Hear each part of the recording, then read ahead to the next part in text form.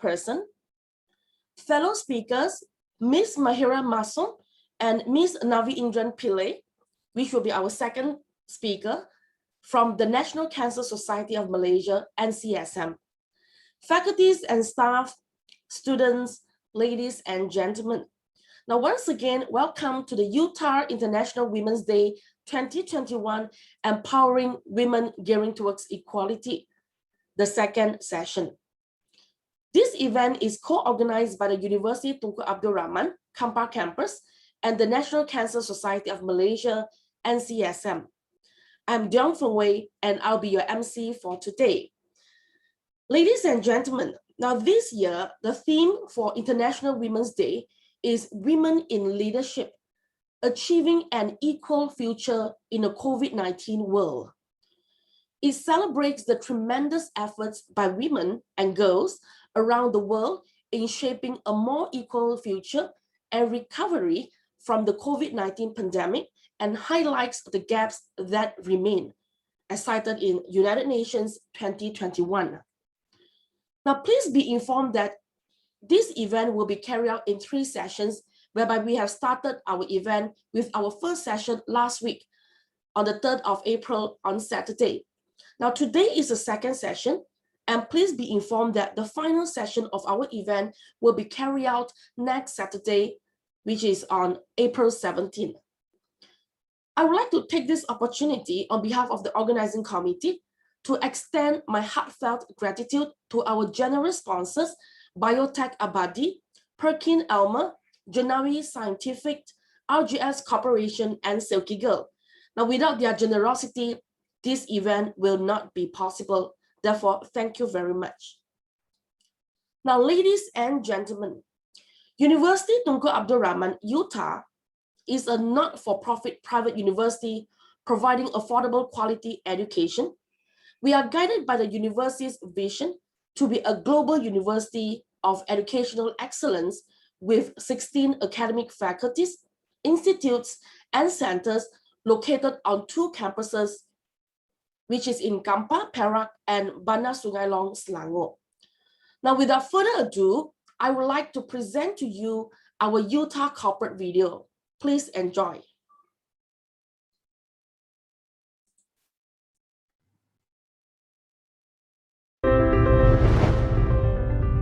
Welcome to University Tunku Abdul Rahman, one of Malaysia's leading teaching and research universities. University Tunku Abdul Rahman, or UTA, as it is commonly known, started as a dream by a group of leaders in the Malaysian Chinese Association, or MCA, after they founded Tunku Abdul Rahman College in 1969. Led by former MCA President Tun Dr. Ling Leong Sek, the founding council chairman of Utah, the group worked furiously and tirelessly until their dream turned into reality when the 4th Prime Minister of Malaysia, Tun Dr. Mahathir Mohamad, officially launched University Tunku Abdul Rahman in Kuala Lumpur on 13 August 2002. In recognition of his significant contributions, Tun Dr. Ling was appointed as the inaugural Chancellor of Utah on 18 January 2017. Utah's first intake of 411 students was in a single campus in Petaling Jaya, offering just 8 undergraduate programs in 3 founding faculties.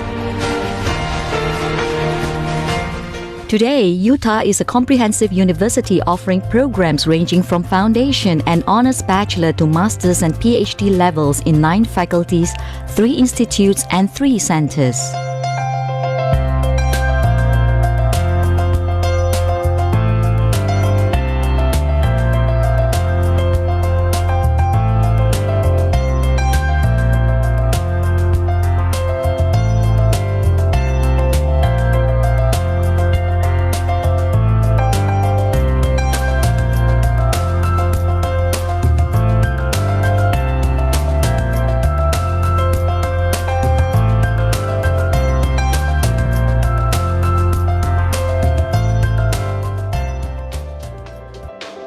Since June 2015, the university has been operating in 2 permanent campuses, the Kampar campus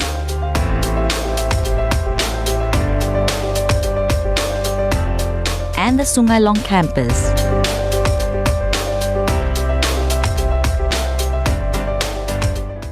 To continue on its trajectory of excellence, the university re-strategized with a 10-year strategic plan and a new vision to be a global university of educational excellence with transformative societal impact.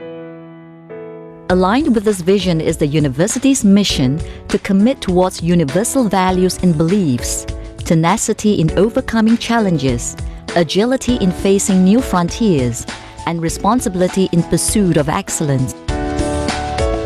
Utah believes in a holistic approach towards education and strives to celebrate diversity in all aspects of our educational activities to help prepare future generation of leaders.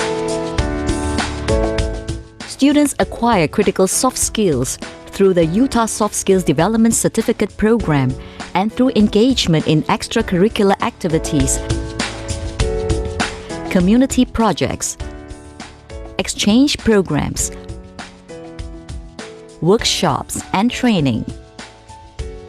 Utah's 6 pillars of educational philosophy promote core values which are guiding principles supporting the holistic development of our students and staff. Our quest for international collaborations and industry partnerships enable our students and staff to participate in international exchange programs, joint research projects, training, and experiential learning. Collaborative agreements with more than 200 reputable universities and partners in the US, UK, Europe, Asia, and more promote discovery and the exchange of knowledge.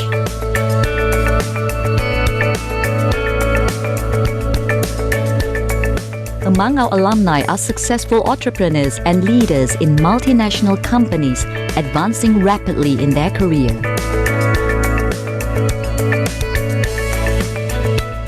Conceived as a university by the people for the people, Utah is a not-for-profit university with support and contributions from sponsors, philanthropists, alumni, and the community.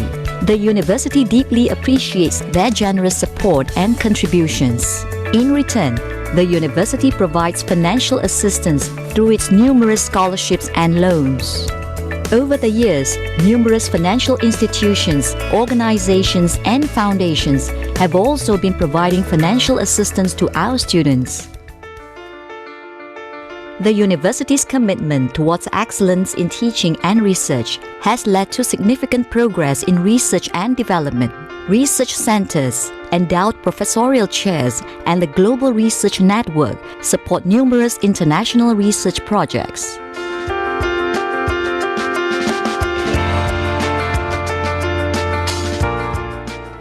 Utah is now widely recognized as a leading progressive university in Malaysia.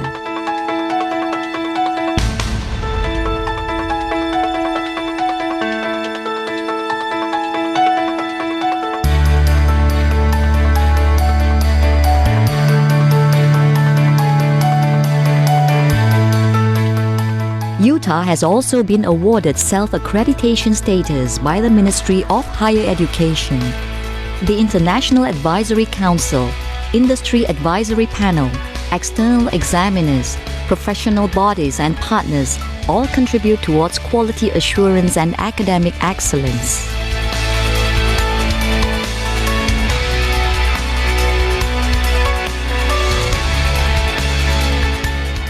Our academics' pursuit for scholastic excellence constantly earns them recognition and accolades.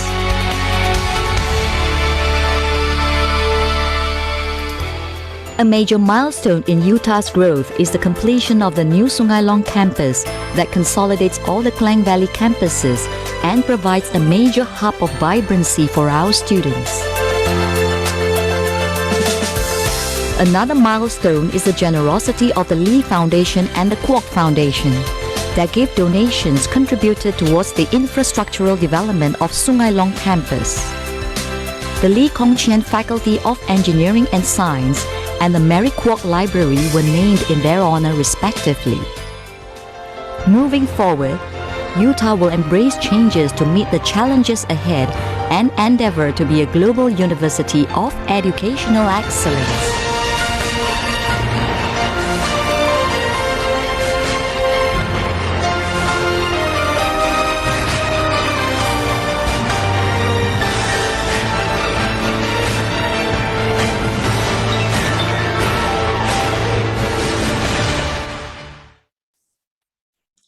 Thank you.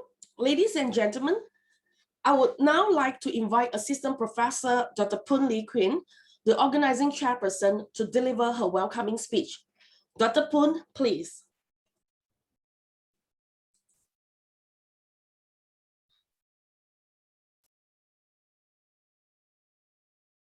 Good morning, everybody.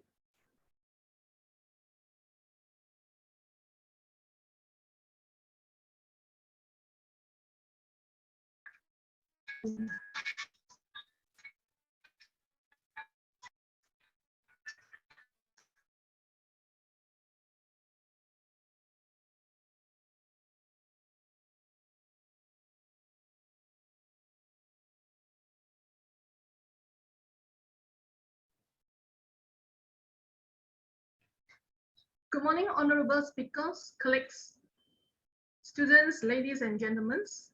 On behalf of the organizers, we wish to extend our warm welcome to you to Utah International Women's Day 2021, Empowering Women Gearing Towards Equality, second section.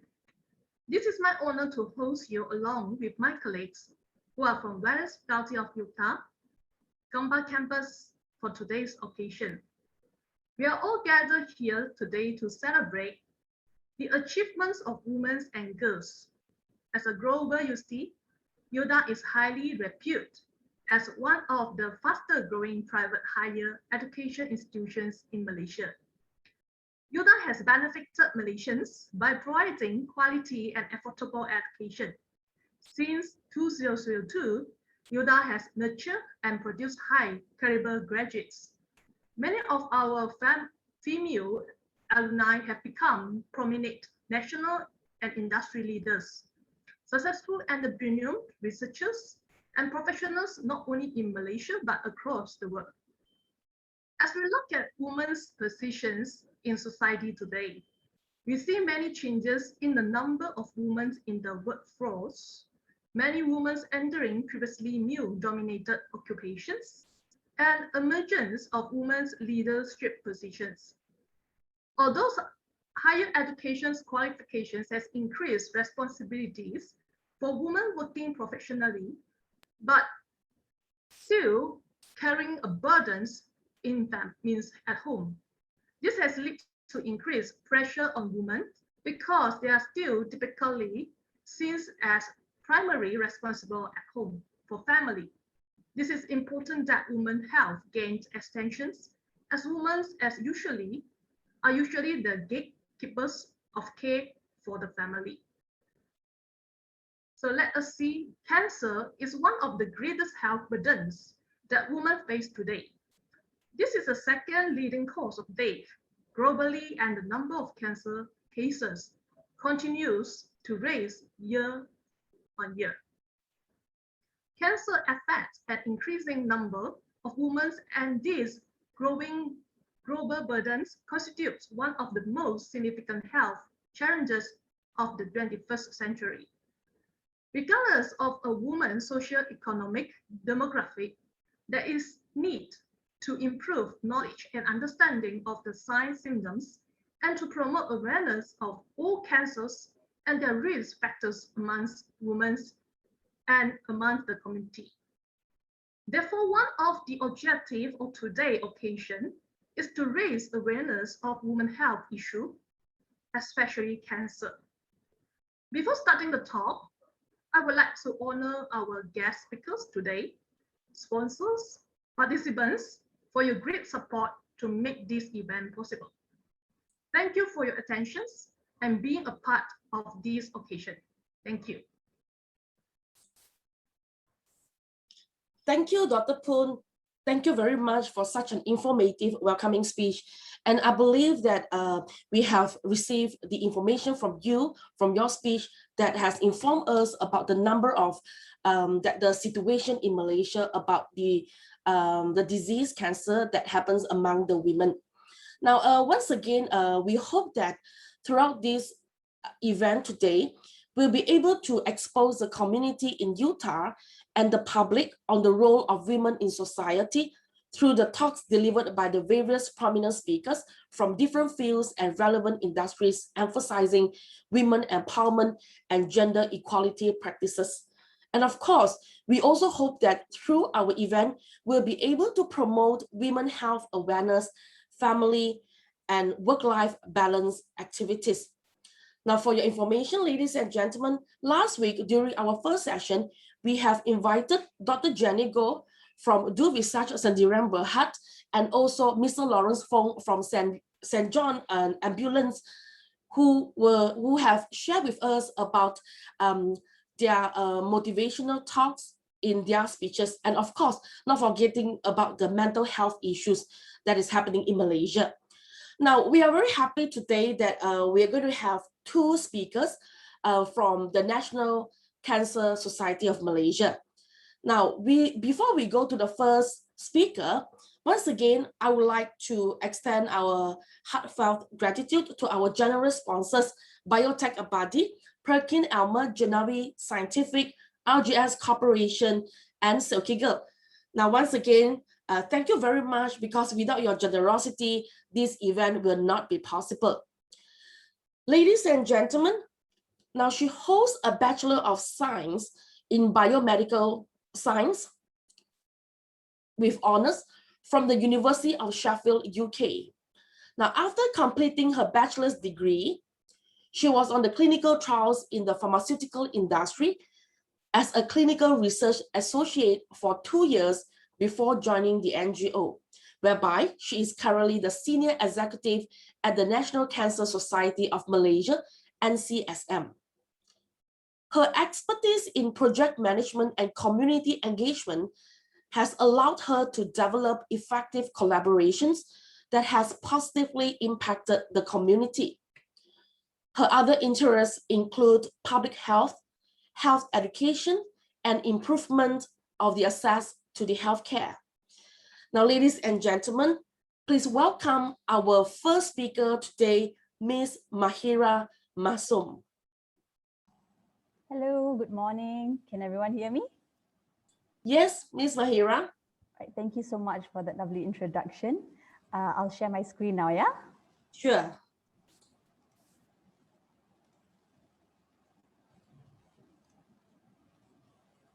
Okay.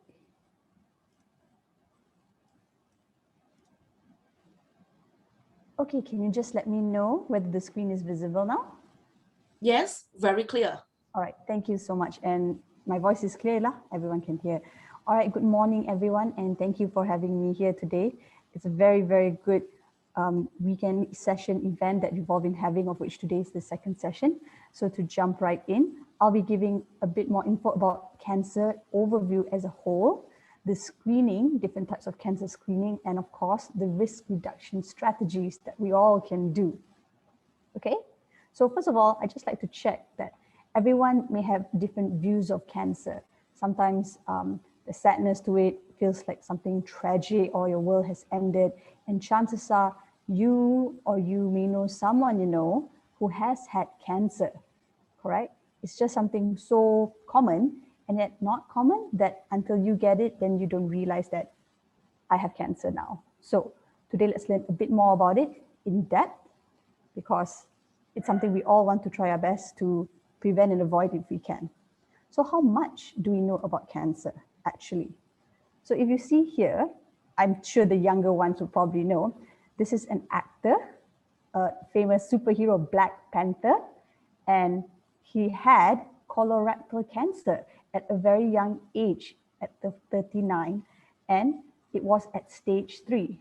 So this kind of person, you know that he's quite young, he's energetic, and definitely not having all those comorbidities, obesity. He looks quite fit to play his roles, and yet he got cancer. How come is that? And even if you look at our local scene, for example, our own badminton star player, Lee Chong Wei, he got nasopharyngeal cancer as well. So why is this so, and how can we know about it? So firstly, let's look at what cancer is actually. It is a condition where the cells in your body grow and divide uncontrollably, okay? It could be a genetic disease, something we inherit from our parents, and the DNA is damaged due to environmental exposures. So it can be due to carcinogens as well, the things that we eat around us, environment-wise. And it can happen anywhere in your body at all, at any cell. So maybe you've heard some of these terms, benign and malignant. For benign cells, we call it as benign, boleh lah. So they are localized tumors and not yet invasive. Whereas what I had to memorize for my bio test last time, malignant is like mati lah a bit. It's a bit more serious than that, as it has spread already and become invasive.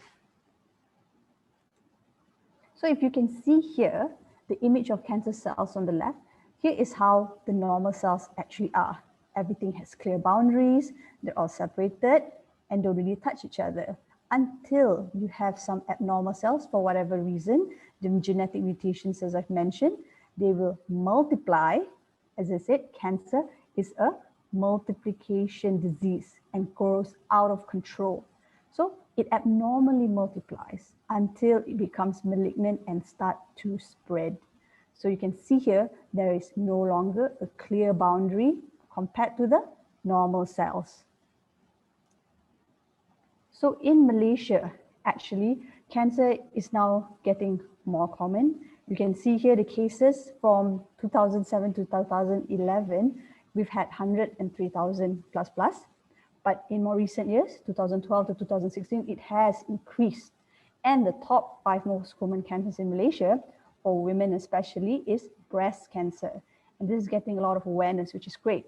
But I'm not sure if you knew, but among both men and women, colorectal cancer is #1. Okay, it's followed by lung cancer, lymphoma, which is a disease that affects your lymph system, and nasopharynx. It affects your thoracic cavity. So staging of cancer, it is actually a process to know how far it has spread in a person. If you find it earlier, you have a higher chance of treating it, okay?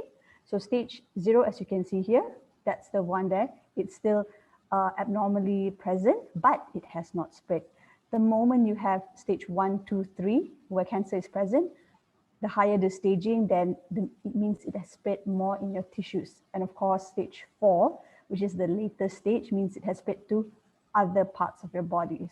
So of course, this one will be done by the professionals, the doctors and oncologists. So as I've mentioned, if you detect your cancer stage earlier, you have a higher chance of treating it. But of course, it's always better to get it treated as soon as possible. And you can see from this pie chart that a lot of people actually present late, okay? 63.7% of the cancer patients in Malaysia are staged here, meaning they discovered it late. Very few actually find it earlier. So again, that decreases your chances of survival, the 5-year survival rate. And this one is for breast cancer from 2012 to 2016. So let's look at breast cancer, yeah? In terms of survival rate, as I mentioned, for breast cancer, overall, your survival rate is 66.8 in general. If you detect it early, stage 1, your 5-year relative survival rate, meaning how 5 years onwards after being diagnosed, the survival rate is 87.5. That's very, very good survival rate that you can get. And those who find out much later at stage 4, then it's much, much lower.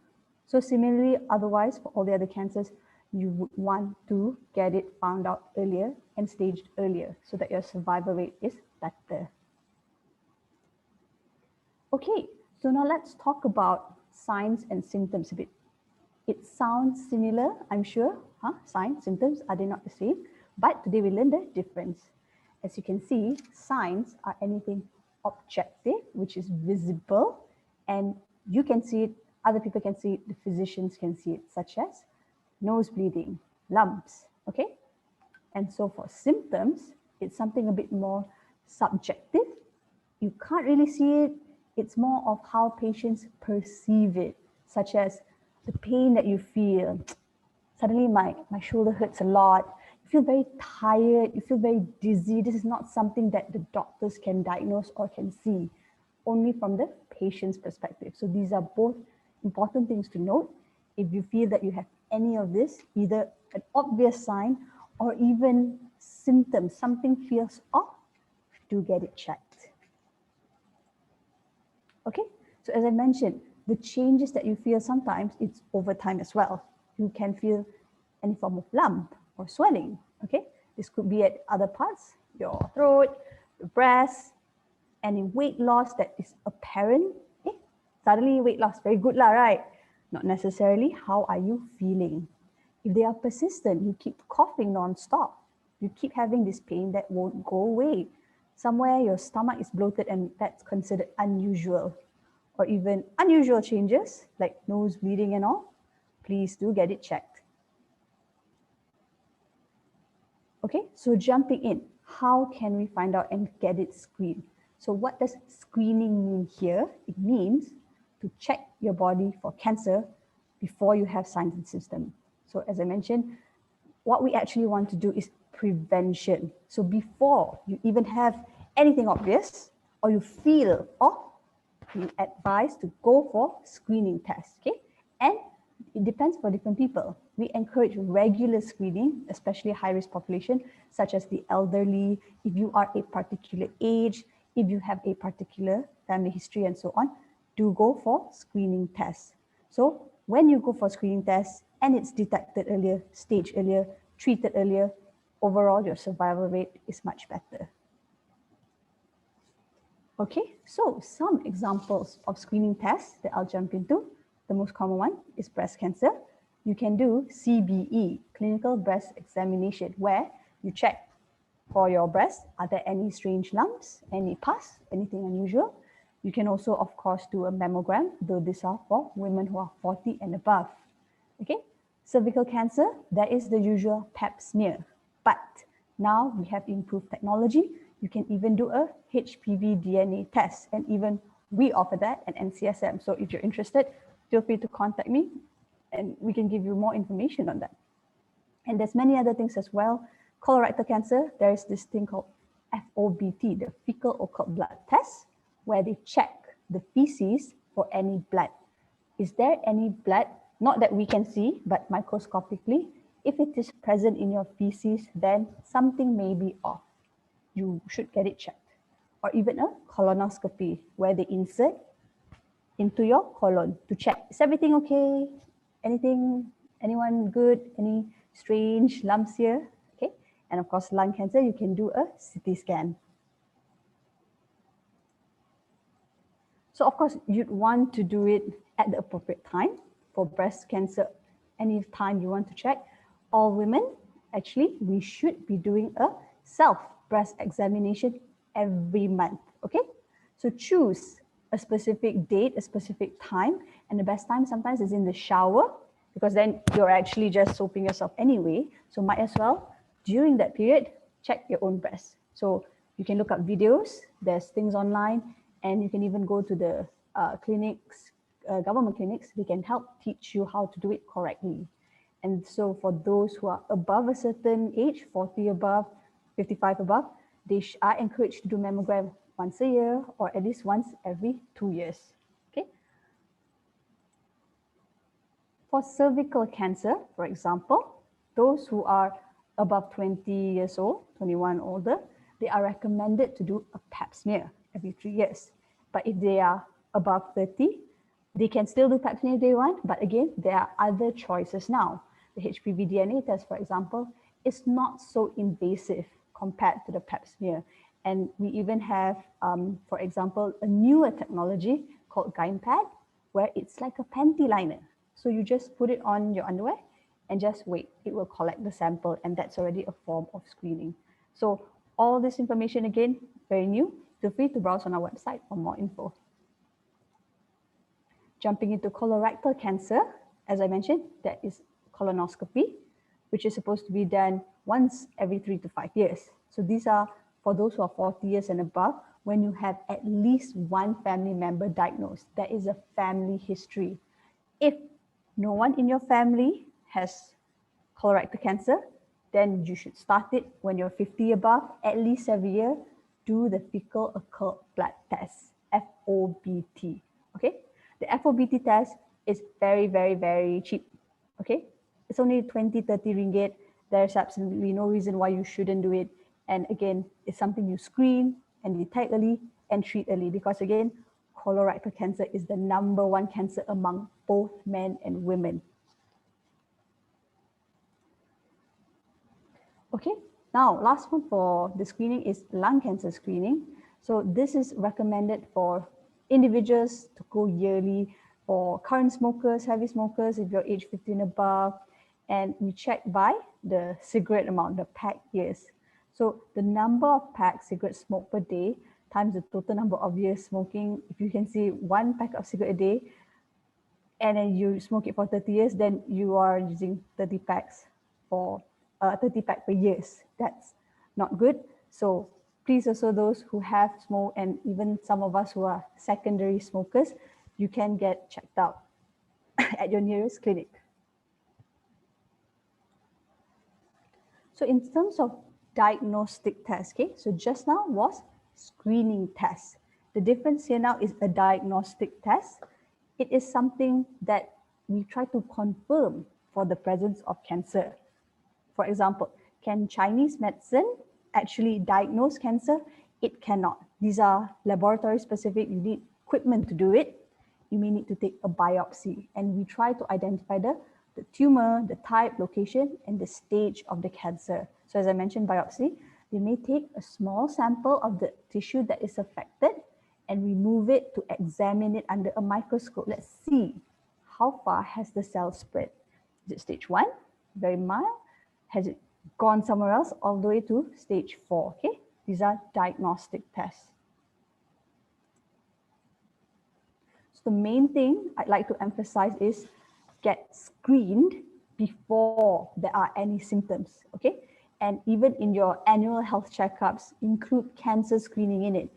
And sometimes people may consider that, ayo, I pay so much for the whole annual health checkup, one whole package, and then nothing also. No, they didn't find anything. That's a good thing actually, because you want to not find anything. So you're all good. And if you do find something, then you can do something about it. But if you don't get it checked out, then you would never know, is there anything wrong with me? Until it's too late, until there are signs, until there are symptoms. And that's something we want to avoid. We don't even want signs and symptoms for it. So we have a hotline number. It's a toll-free number, 1-800-881-1000, or you can even email us to ask more questions on any of this, and we'll be very, very happy to help you. Okay, so I'll just jump into the second part of my talk, which is strategies to lower your cancer risk. So now that we know that cancer can happen to anyone, to the young, to the fit, to the healthy, how do we prevent it, okay?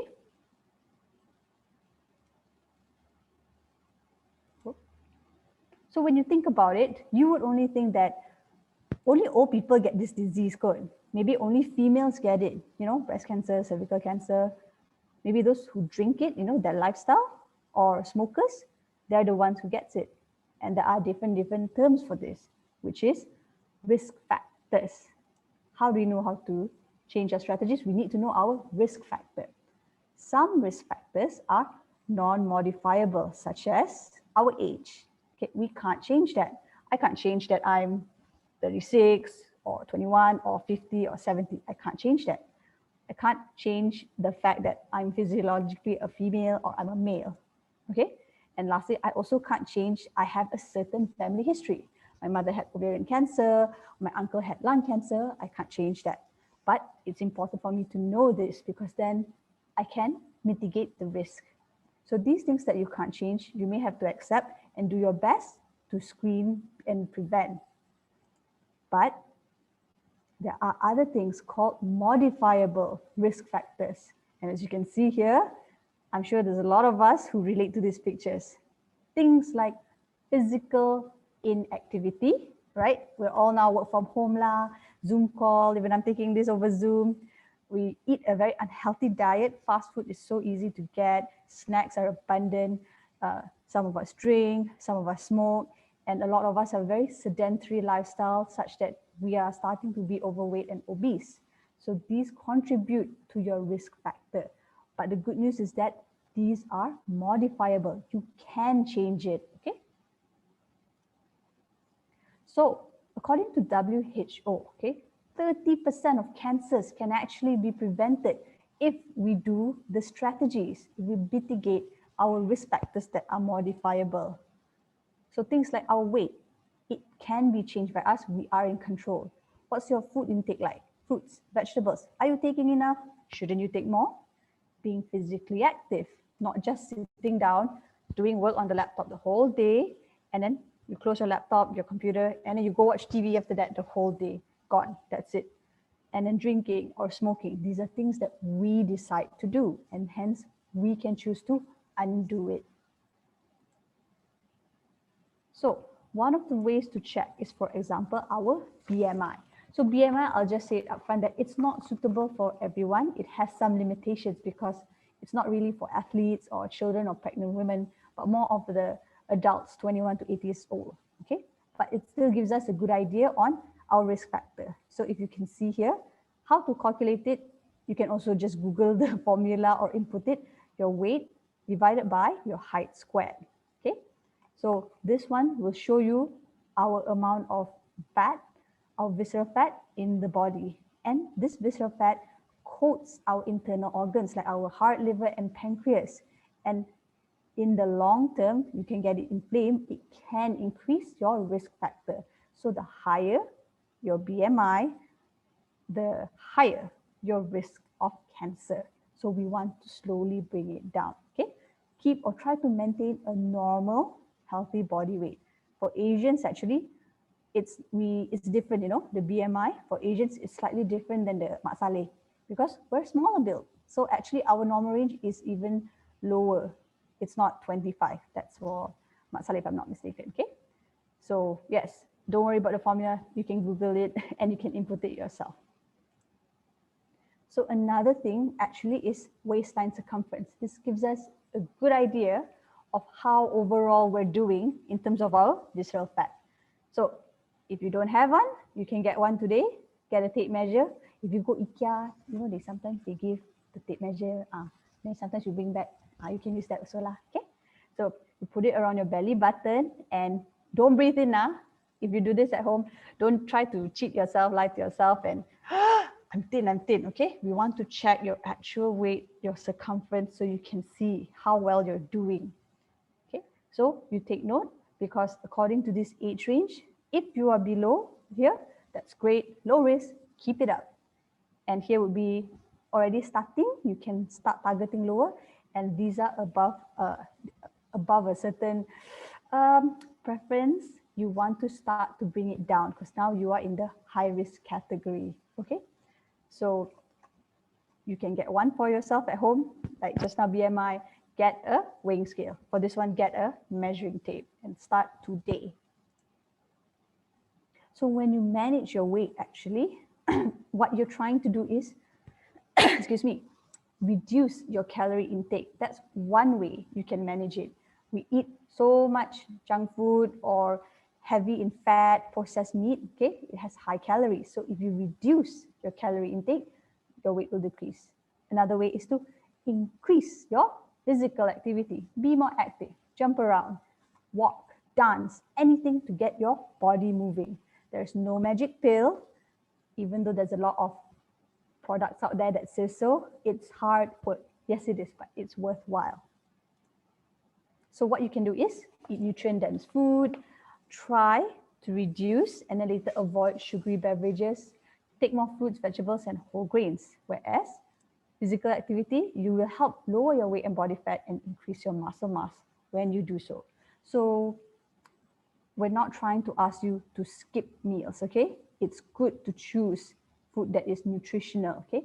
Replace the old ones and make sure you eat more healthier choices. For physical activity, when you do, it's really good for your muscles, for activity, you're burning the fat, okay? But don't suddenly change. Like this week, okay, I'm gonna get a gym. I'm gonna get a gym card, gym membership.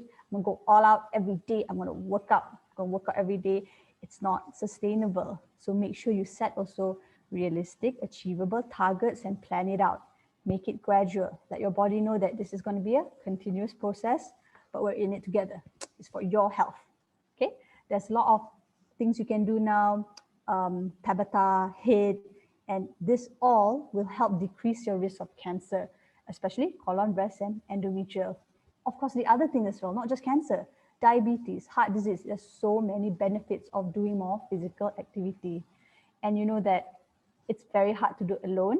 Home workouts have been quite tough on me.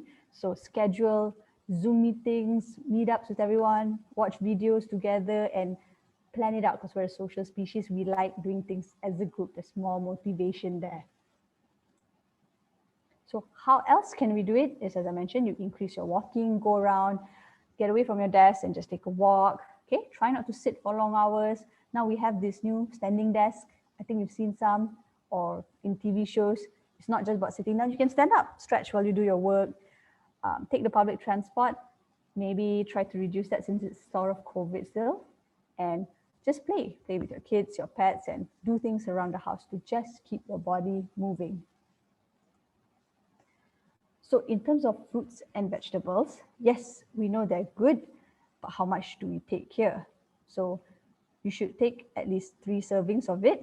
Okay, 1 serving, you know when you buy the fruits from the makcik auntie in the packet, that's considered already 1. So every day, try to take 3 of it for vegetables and 2 of fruits because they have a lot of fiber, minerals, antioxidants, natural glucose, so many things that can help reduce your risk of cancer. So the cancer of the digestive tract especially, these are natural food, okay? Try not to take the jeruk one, even though I do like it a lot. Try to reduce your asam or these fruits and just eat it naturally. Okay, when you do increase it, try to have different types, different colors. Whatever you don't like, try something else. Maybe you'll find out that you like. I'm not into broccoli, but hey, cauliflower is nice. And bring it along, bring it to work. Just bring 1 apple a day. For myself, I do that. I just bring 1 apple. It's in my fridge. And then after lunch, I want a snack. I just take the apple and that's my afternoon snack. And for those who are interested to make it a bit more jazzy, you can have your own blended overnight oats, put in some fruits in there, and it's much, much cheaper than you buying outside on that blended when you order a smoothie. So expensive. If you do it yourself, it'll be so much cheaper. Okay, as I mentioned about whole grains especially, whole grains are all these, the brown stuff, your whole grain bread, brown rice, your oats, okay? These are good because they have higher amounts of fiber and micronutrients. So we do encourage to take whole grains over refined grains. They can reduce your risk of cancer, especially liver and all the other diabetes, heart disease as well. So you're encouraged to take more than 30 grams or about 2 or more servings a day. So instead of taking your gardenia white bread, slowly switch to brown bread. So white rice, slowly take a bit of brown rice a day. It may take some time. I'm also just switching to brown bread. It's a bit different, but it's good for you. Okay, in terms of red meat and processed meat, yes, we have a lot of it everywhere now. So you should also try to reduce the consumption of this because it has a lot of salt content, fat content. All your sandwiches, your burgers, they have all this red and processed meat. So instead of that, try to reduce it. And weekly, we should take less than 500 grams, and even processed meat, try to avoid completely. Can eat some lah, you know, our occasions. Chinese New Year, Raya is coming up. So special occasion you can. Otherwise, we try to avoid. Okay, for some of us as well, as I mentioned, it's a lifestyle that we choose to drink alcohol and to smoke. Cigarettes, vaping, smoking, all one shot lah. Okay, and alcohol actually can increase your cancer risk for 6 types of cancer already. So all your wines and glass and beer and all, you can start by trying to reduce it. And we all know already, it's very clear that smoking has so many detrimental effects. It can increase your risk for more than 16 types of cancer, not to mention all the other types of disease, mouth ulcer, your teeth yellowing. It's very clear, the messaging is there. So it's up to you to decide to make that change or not. Okay, so actually we also have additional reading on our website as well. If you want to find out more, you can also message me. Otherwise, you can go to our website where we have so many different resources on how to reduce your risk of cancer and other non-communicable diseases. Non-communicable diseases here is something like diabetes, mental health. We try to encompass all of it together because in a way they're all related. Okay, so when we look at the list, it looks quite daunting.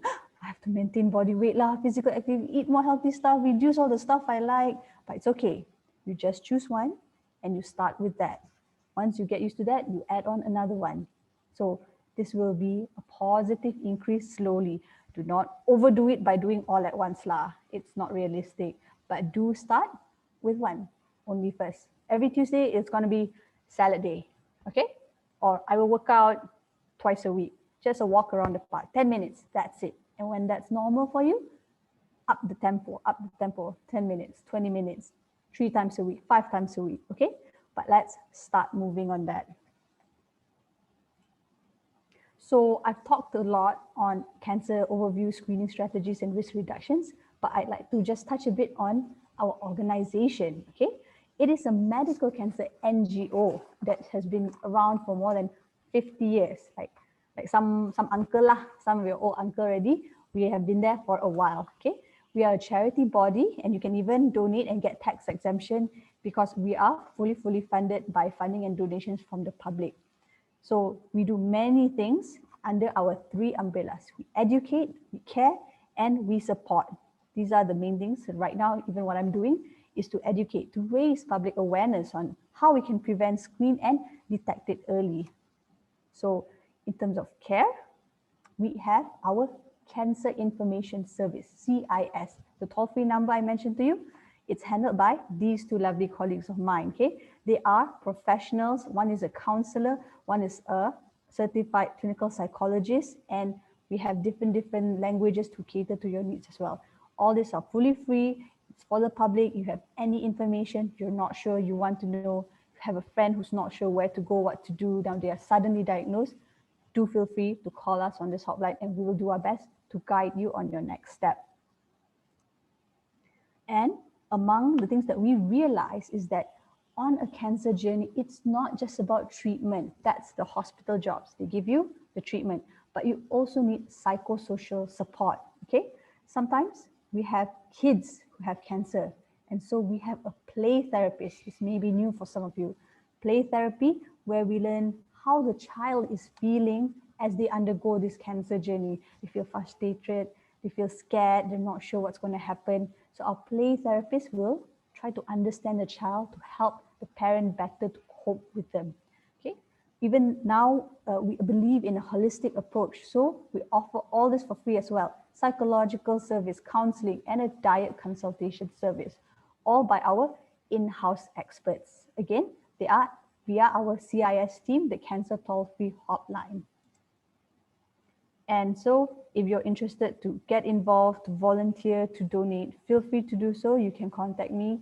We do our best to provide all our services for free and give the utmost best to all our patients, to their family members, because we know that this cancer journey is not just something you have to go through alone.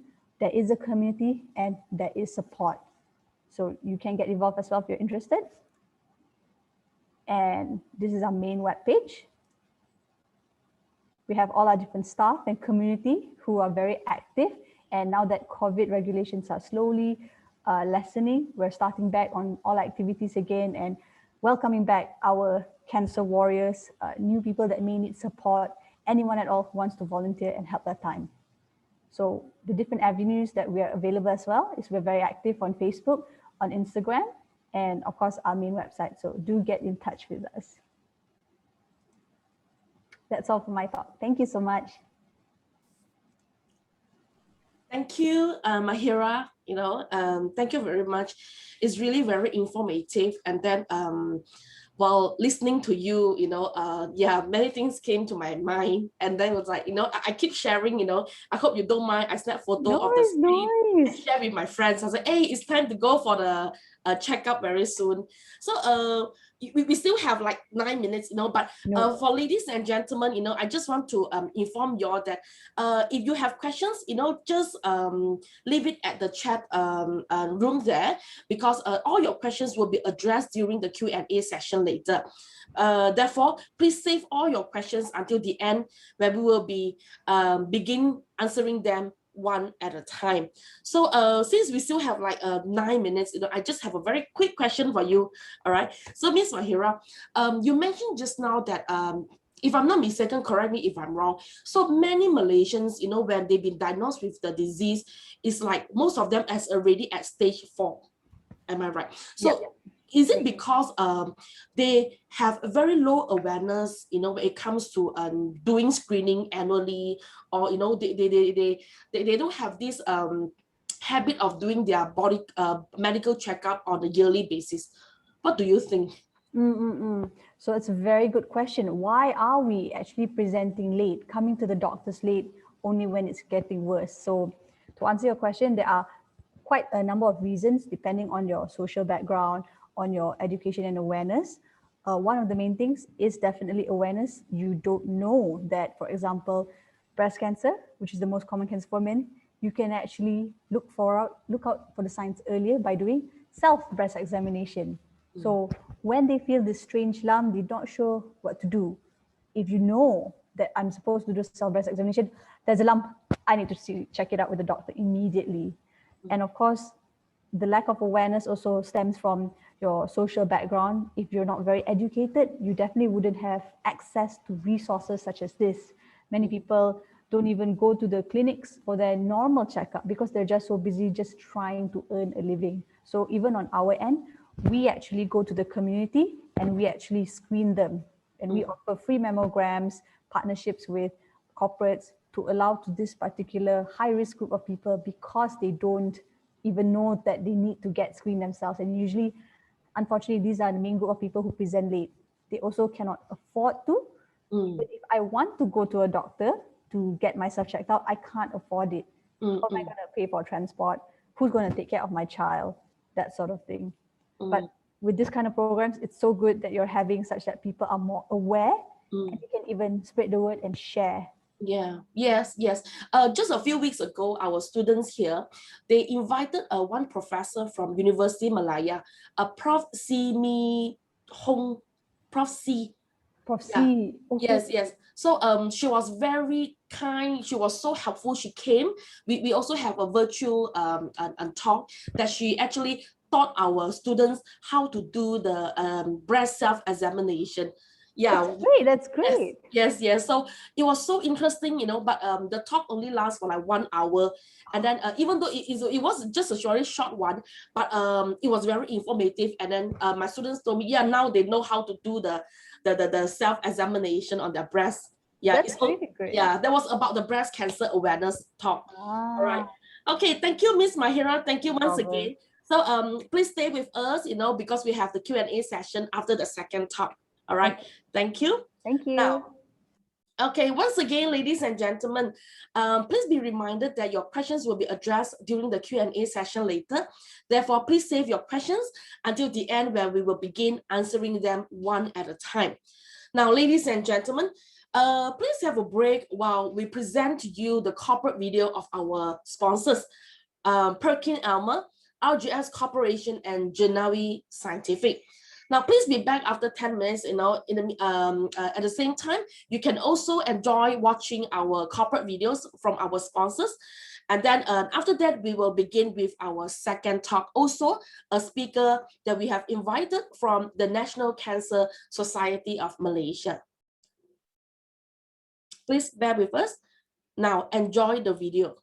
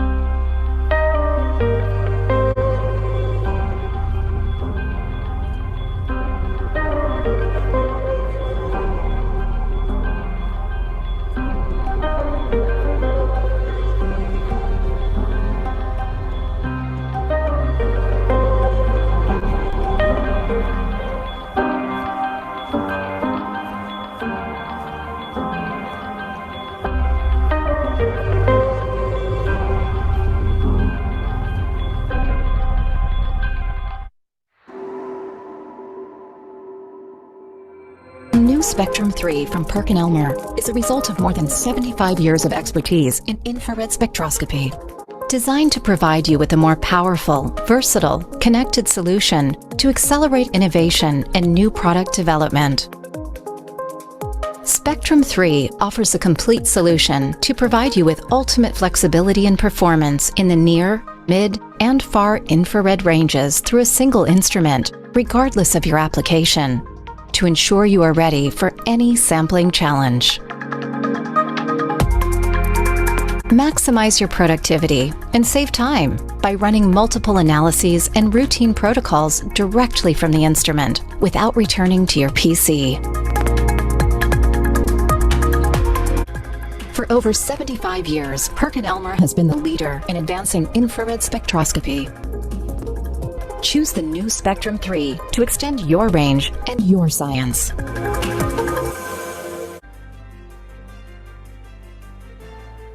Whether you're analyzing complex matrices or simpler ones, interferences are the barrier between you and accurate results. In ICP-MS, many spectral interferences are effectively addressed using collision or reaction cells. The challenge? In single analyzer quadrupole designs, there may still be elemental and polyatomic species that interfere with the analyte, which will not be removed through reaction or collision.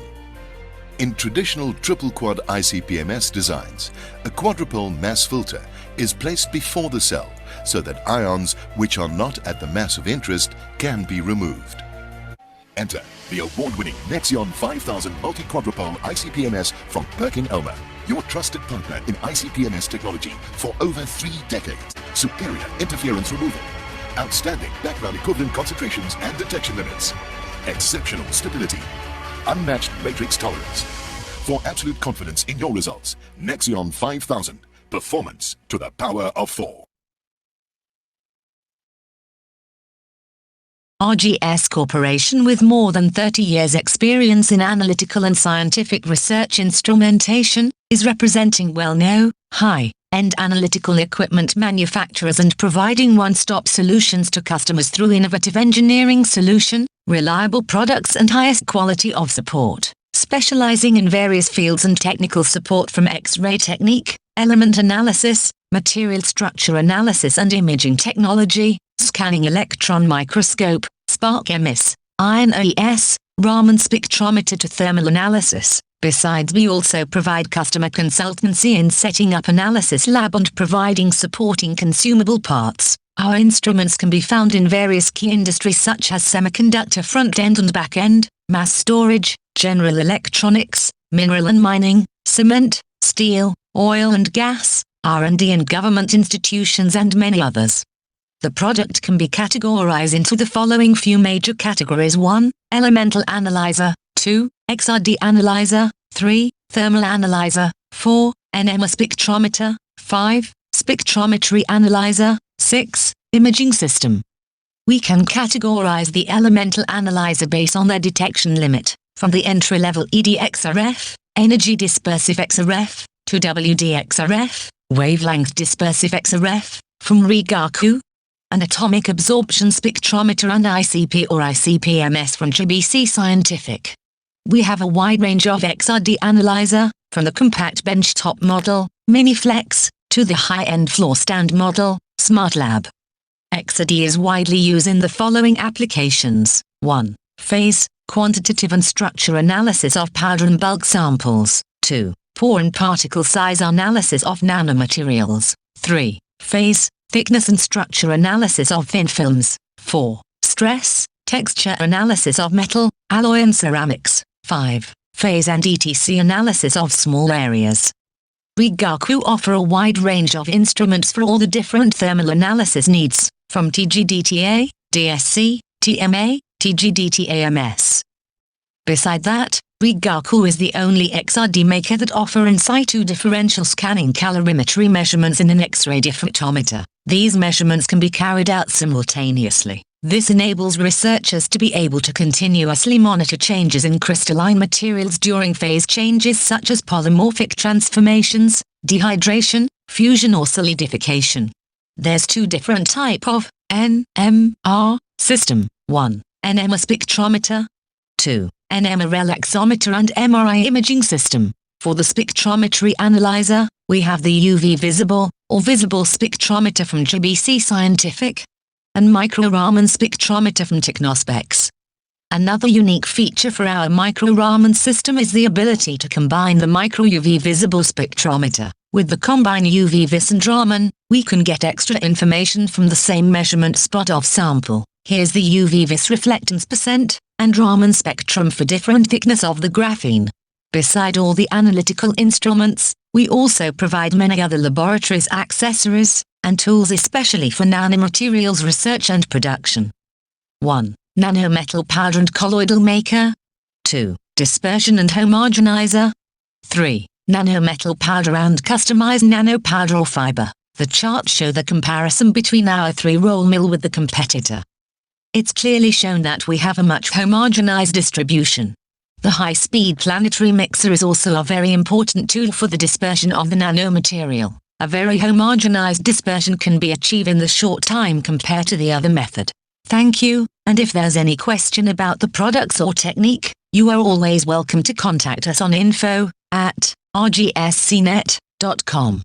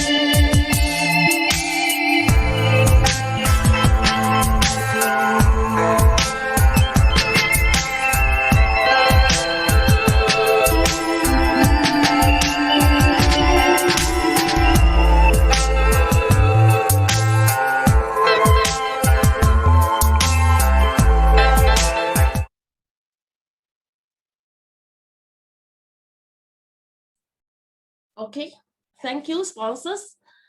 Once again, those are our sponsors for this event. Thank you for your generosity. Now, ladies and gentlemen, without further ado, we shall proceed to our next talk. Now, ladies and gentlemen, in the year of 2013, at the age of 22, she was diagnosed with breast cancer. Now, after going through several surgeries and various therapies, she recovered and she went abroad to Australia to further her studies. She completed her Master of Science in Project Management Engineering at RMIT University, Melbourne in 2017. Unfortunately, in the following year, she was diagnosed with stage 4 relapsed breast cancer, in which it has spread to her liver and backbones. However, after several treatments, again, she survived. Now, she has given talks about her journey in fighting the disease and about embracing a positive mindset in facing the challenges in life. She was even invited by the TV or radio stations, the press, and magazines for interviews. Today, she is even known worldwide for her recent shoot entitled Bold India Bride, which has gone viral, in which BBC, India Express, and other media have reported on it. Now, currently, she is working closely with the National Cancer Society Malaysia as the volunteer coordinator. You may follow her on her Instagram account named Navi Indran Pillai, and she has even come up with the hashtag Kiss by Cancer in sharing her life experience. Now, ladies and gentlemen, she is the one and the only Miss Navi Indran Pillai. Let's welcome our bold Indian bride. Hi everyone. Hi. Hi. So sorry because today we have another event here in NCSM, and it's our community screening. So we are running around just trying to help ladies to get screened, and so that's why it's like overlapping. It was like a last minute thing. So I'm really sorry for being late. And thank you so much for the wonderful introduction. Hi everyone, I hope you guys are having a wonderful Saturday. It's very sunny outside, it's beautiful, and I was so touched actually when you were introducing me, and realizing that that I had a relapse in 2018 and things like that. I was so like, wow. Thinking about it, I'm like, sitting down here, just like really proud of myself. I actually had a video to share how due to the last minute event I couldn't share it, but I'll definitely send the link over, and then you guys can just watch it on when you can. So basically, what I wanted to share with everyone today is that to change the mindset of cancer. So I actually really want to talk about what the American Cancer Institutes are doing and are trying to advocate. They're trying to advocate about how cancer is no more a terminal illness. However, it is a critical illness. Means to say, terminal means end. So when somebody says, oh, you have cancer, they will always think about death. So they relate cancer to death, which today, it is something that we are trying to change. Means to say you can actually live with cancer.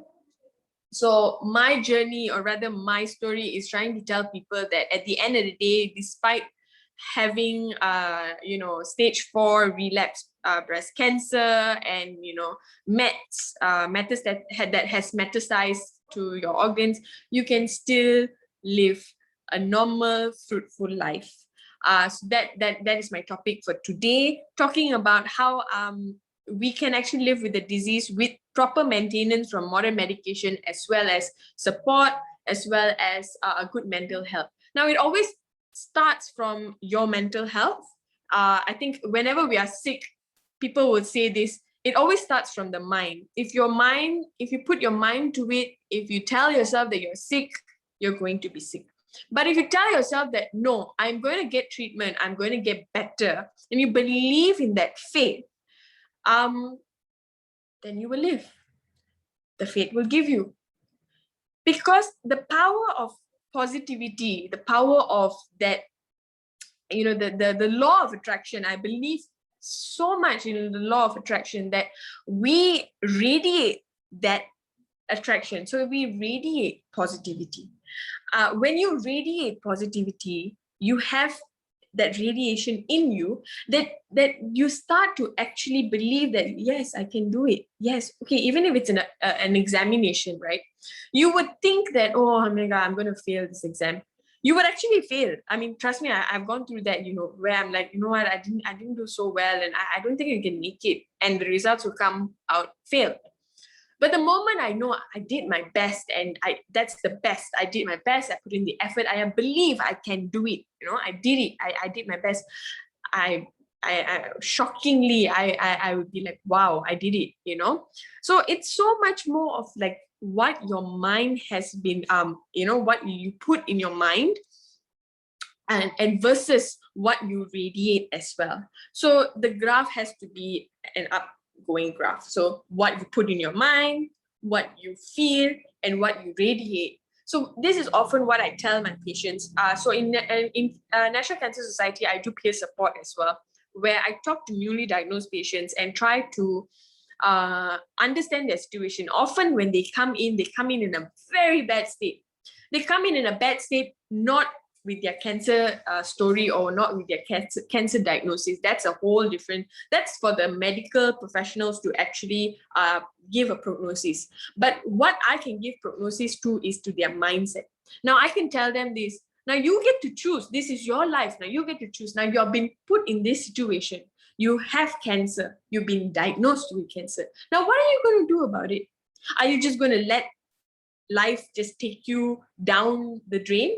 Or are you going to tell yourself, no, I got this sorted, I'm going to get treated, I'm going to do this, I'm going to try and advocate and educate the public and tell them, hey, cancer does not mean death. So this is what I tell them. I change their whole perception on cancer. I will tell them my experience that I've been diagnosed with breast cancer at the age of 22 years old. I was a 22-year-old kid who just came out from studying from university, trying to step into the world of, the working world, and just trying to strive and live, as what to people's expectations. So what is people's expectations in life? You're born, you go to kindergarten, then you go to primary, then you go to secondary, then you go to college, then you go to university, then you find a job, then you find a partner, get married, get children. It's a circle of life. But is that really life? Life is all about up, down, up, down. And we start to realize that at the end of the day, life is really not a circle. It's really like a zigzag, up, down, it's everywhere. But at the end of the day, it is us to see whether, if we're going in a straight line, we go in a straight line. And if we decided to do a U-turn, we do a U-turn. See, life is like a journey from your home to work. Some days it's smooth, no jam, no traffic, nothing. You get to work perfectly at 8:30, you clock it. But then some days there's pouring rain and our fellow Malaysians decide to, oh, rain, we must all jam up. So there's a jam, it's causing a jam. And some days there's a little accident in the front and you're like, oh, why? That's causing you a traffic. So when you look at life, on some days it's smooth.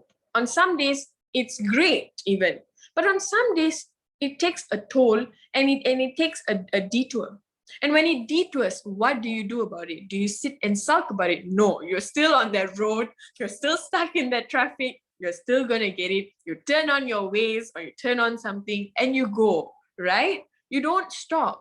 Life is nowhere close to stopping. Time does not stop. You keep going. You keep going forward. You do not have time to stop. You do not have time to tell yourself, hey, I cannot do this, because it's still, your car is still moving. You can't do it. You can't stop. So you quickly tell yourself, okay, I need to do something. I need to take a detour. I need to focus on what's more important right now. And I always tell my patients this, all this while in your life, what were you focusing on? So a lot of my patients will come to me and tell me, no lah, my husband, I cannot lah, my husband will scold me. No lah, my kids, I have to get up, 5 o'clock in the morning for my children. I cannot take care of myself. But I tell them this, if you don't take care of yourself, how do you expect you to take care of your children if you are going to be sick? If you're going to be put in that chair or in that hospital bed, then who's going to, if you're going to neglect yourself, then how are you going to live your life? So you always got to put yourself first, then take care of other people. On an airplane, right? Whenever sometimes I feel like I forgot how airplane air stewardess all are, because we never flew for like a year now. So when they're doing that, and when they're like having their mask, telling us you have to tend to yourself first before tending to your child. That itself is a clear example to why they said when the thing drops, right? The air mask, when the oxygen mask or something, when it drops, I don't know what's it called. So I'm so sorry if I don't know what it's called. So when it drops, right? The air stewardess, right, when it's an emergency, will tell you, you need to put it on yourself first, then tend to your child or your partner. Why? Because if you put first on them, who's going to save you? Right? You will go lack of oxygen. You will die from having lack of oxygen. And then what happens to your child? Or what happens to your partner? So always remember that. Like if you, especially to children, I mean, your partner can take care of himself or herself, but your children, your child. So always remember that story in your head. If you do not take care of your own self, if you do not get your regular health checkups, if you tell your children, oh, you don't eat this because it's unhealthy, you eat your vegetables, but you go ahead and eat all the junk food. Who are we not taking care of? Who are we not caring for? Yourself. So this is the few things that I always tell my patients, and I always tell people that at the end of the day, you always need to focus on your mental health. You always need to focus on your physical health, and you always need to focus on yourself. Self-love is the most important thing that I only knew after my diagnosis, because honestly, when I was first diagnosed, I didn't know anything. I was 22 years old. I watched it in movies. I've seen it in movies. I've seen it in, other people, older people. But I never really knew or understood the severity of the case or how to handle the case. And I often was in this dark circle or dark cloud that was always on top of my head. And, people going and looking at me and sympathizing me. And I'm just like, am I really going to die from this disease? Or am I really going to not survive? Or am I really going to suffer for a very long period of time? And when I started to read, I started to do a lot of research. I started listening to a lot of podcasts, a lot of YouTube videos, and putting myself as a research rat.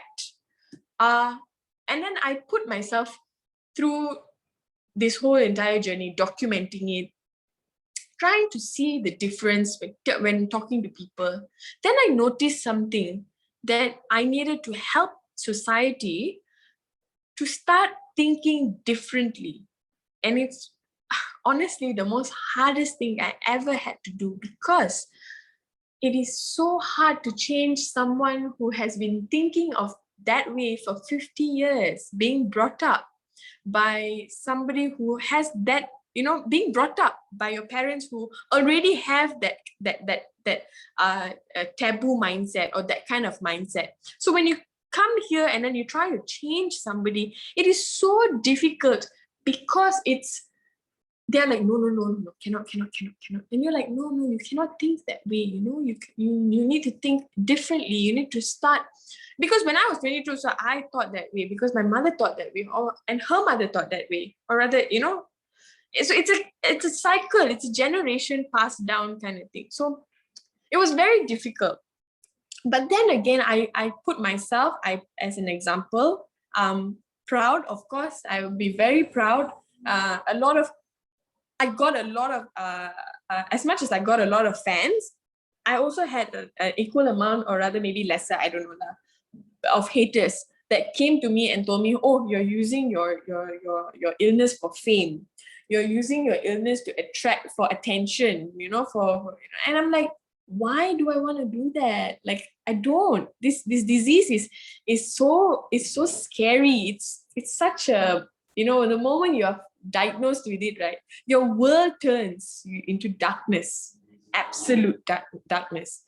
But if I can be that little light of hope in their darkness, then it's fine. Call me attention seeking, call me trying to seek fame, call me all of those, I don't care. But so long I get to shine that little light in their little darkness or their huge darkness, when you see that little light at the corner of the room saying, hey, you can, it really, really brightens up someone's day. So for me, that's what I want to do. And that's what I have been doing. And I hope today's session would shine a little bit of light into whatever darkness that you're having, and that would open you up to see things very differently. Because in today's world, I think we all have to see things differently. It's not like how it was those days, a click of a button, click of a button, a click of a button. We're so lucky that technology has taken over, But sometimes it's scary also, but it's amazing because now cancer can be no more a terminal illness, but a chronic illness, just like diabetes, just like heart diseases. We're so lucky, you know? So right now, my only advice to everyone is to go for your regular checkups. Right now, insurance companies and everything have wonderful and such amazing packages for you to, they made I don't know lah, whether they made medicine affordable or comfortable for us. I don't know, but yes, it is very expensive. But I think with the right care, the right support, the right amount of positivity around you, I think that would really, really, really help all of us. So my take-home advice today is, number one, is to always make sure that you have your thoughts. You don't have to be aligned with your thoughts, but try and gather your thoughts. It's okay, we're only humans to allow it to scatter around, because sometimes, just there are days where you just like, oh, I can't do this. But then gather yourself and say, but I got to do this. I know I have to, because no one else can but yourself. So gather all your thoughts, put it in front of you, and then focus on the ones that you know needs the most focusing. If you can't, seek professional help. They will help. Counselors help. Psychologists help. They will guide you through this process. Why? Call me. I can help. I'll do it. Of course, got fee to charge. But yeah, so take-home message is to try and align your thoughts. Think out of the box. And when you do that, think in the most positive manner. You cannot, but believe you can. Because trust me, the human body and the human mind knows to do so much. It's just the capability of our brains and our it's amazing. It's just mind-blowing. But whether we use it correctly or in the right manner, only we know, because this is our body, right? Our mind, our body, and our soul is the most beautiful creation, actually. I mean, for some of us, we believe the creator is Almighty God. But for some of us, we believe that we are made to create technology and things. We are made to do that. So we have to believe in what we believe. My second take-home message is to allow yourself to feel emotional, but address that emotion. Address that today I'm feeling sad. Why am I feeling sad? How can I not feel sad? How can I address this sadness?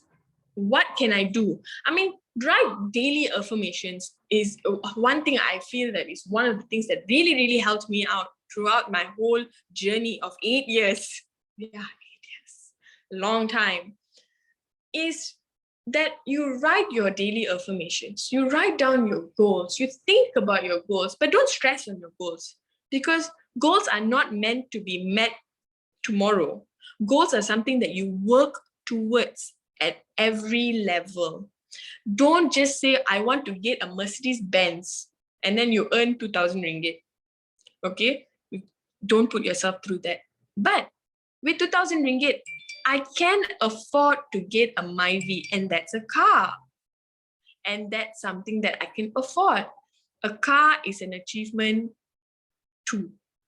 Then slowly work to the next, to the next, to the next. Take one step at a time and really understand your goal. When you set your goal, you can set your goal according to your capacity. But if you want to set skyrocketing goal, it's good too. Goals are goals, whether you set it at whatever bare minimum or skyrocketing, because goals are goals. And it's very good to have bare minimum goals as well as high skyrocketing goals. So always remember that it's okay. Goals are goals that is meant to be achieved, not meant to be rushed on to get. No, don't rush. The moment you rush to get something, the quicker it goes away. Don't rush. take one step at a time, one step at a time, one step at a time. And it doesn't matter. A 20-year-old can be driving a Mercedes Benz and a 30-year-old can be driving a Myvi. It's okay. It's okay. Because you set your own goals to your capacity, to your capability. If somebody else's capability is different, you cannot compare yourself. Don't allow anyone to compare, because this is your life, your goal setting. So that's one more take-home message. So when I was battling cancer, that was my goal. My goal was to get through. So my first chemo was my first goal. Okay, my first chemo was done. Okay, my next goal is to complete my second cycle. So I took little baby steps. My third goal, my fourth goal, my fifth goal. Okay, then next, radiation, then next. So I went through baby steps. I didn't say no. If today I'm diagnosed, don't worry, in 6 months I'm clear. No, I never did that. I had the mindset of hope for the best, prepare for the worst.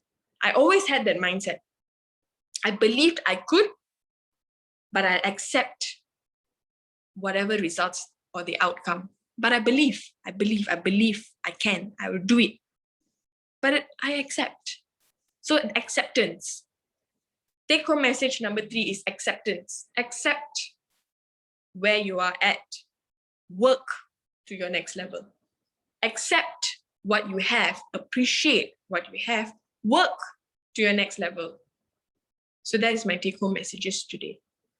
And I really hope that all of y'all get to realize and believe that you are so capable. Everyone here sitting here today in this session is so capable. Appreciate yourself. Look at yourself in the mirror and tell that I am capable. I believe. I love myself. Tell this to yourself. You know, as crazy as it sounds, when I used to listen to Jay Shetty and Tony Robbins, and I used to think, right, like, oh my God, how can you just look at the mirror and tell yourself that? But oh my God, I cried when I looked at myself in the mirror. I cried and I cried. And I looked at myself and I said, you know what? I can do this. And from then on, I never looked back. I still do cry sometimes, you know, I still do feel like, oh, my body is so incapable, like how I was before.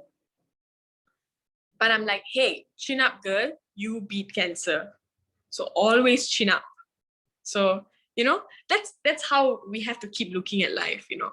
If not, we are seriously going to be dragged down, and we don't want to be. I mean, in today's day and age, right, we have been battling not just cancer, not just diabetes, not just other illnesses, but this one thing called depression, called anxiety, called stress.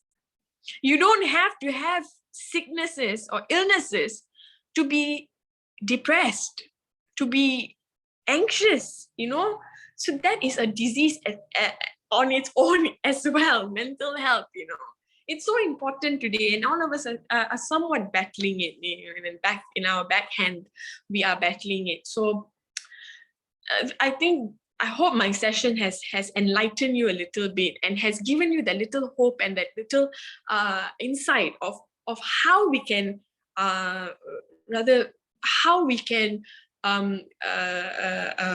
radiate our positivity to the next person as well as ourselves, and to help ourselves whenever we are having doubts about ourselves. There's no one else that can help you but yourself. Guidance is there with therapy and professional help, but only you can help yourself. Doctors only can do so much. Your family only can do so much. Your friends only can do so much, but you can do everything. So always remember that you are your biggest power. You are your biggest inspiration. So always remember that. I think, am I done with my time? Spoke so much, but yeah. No.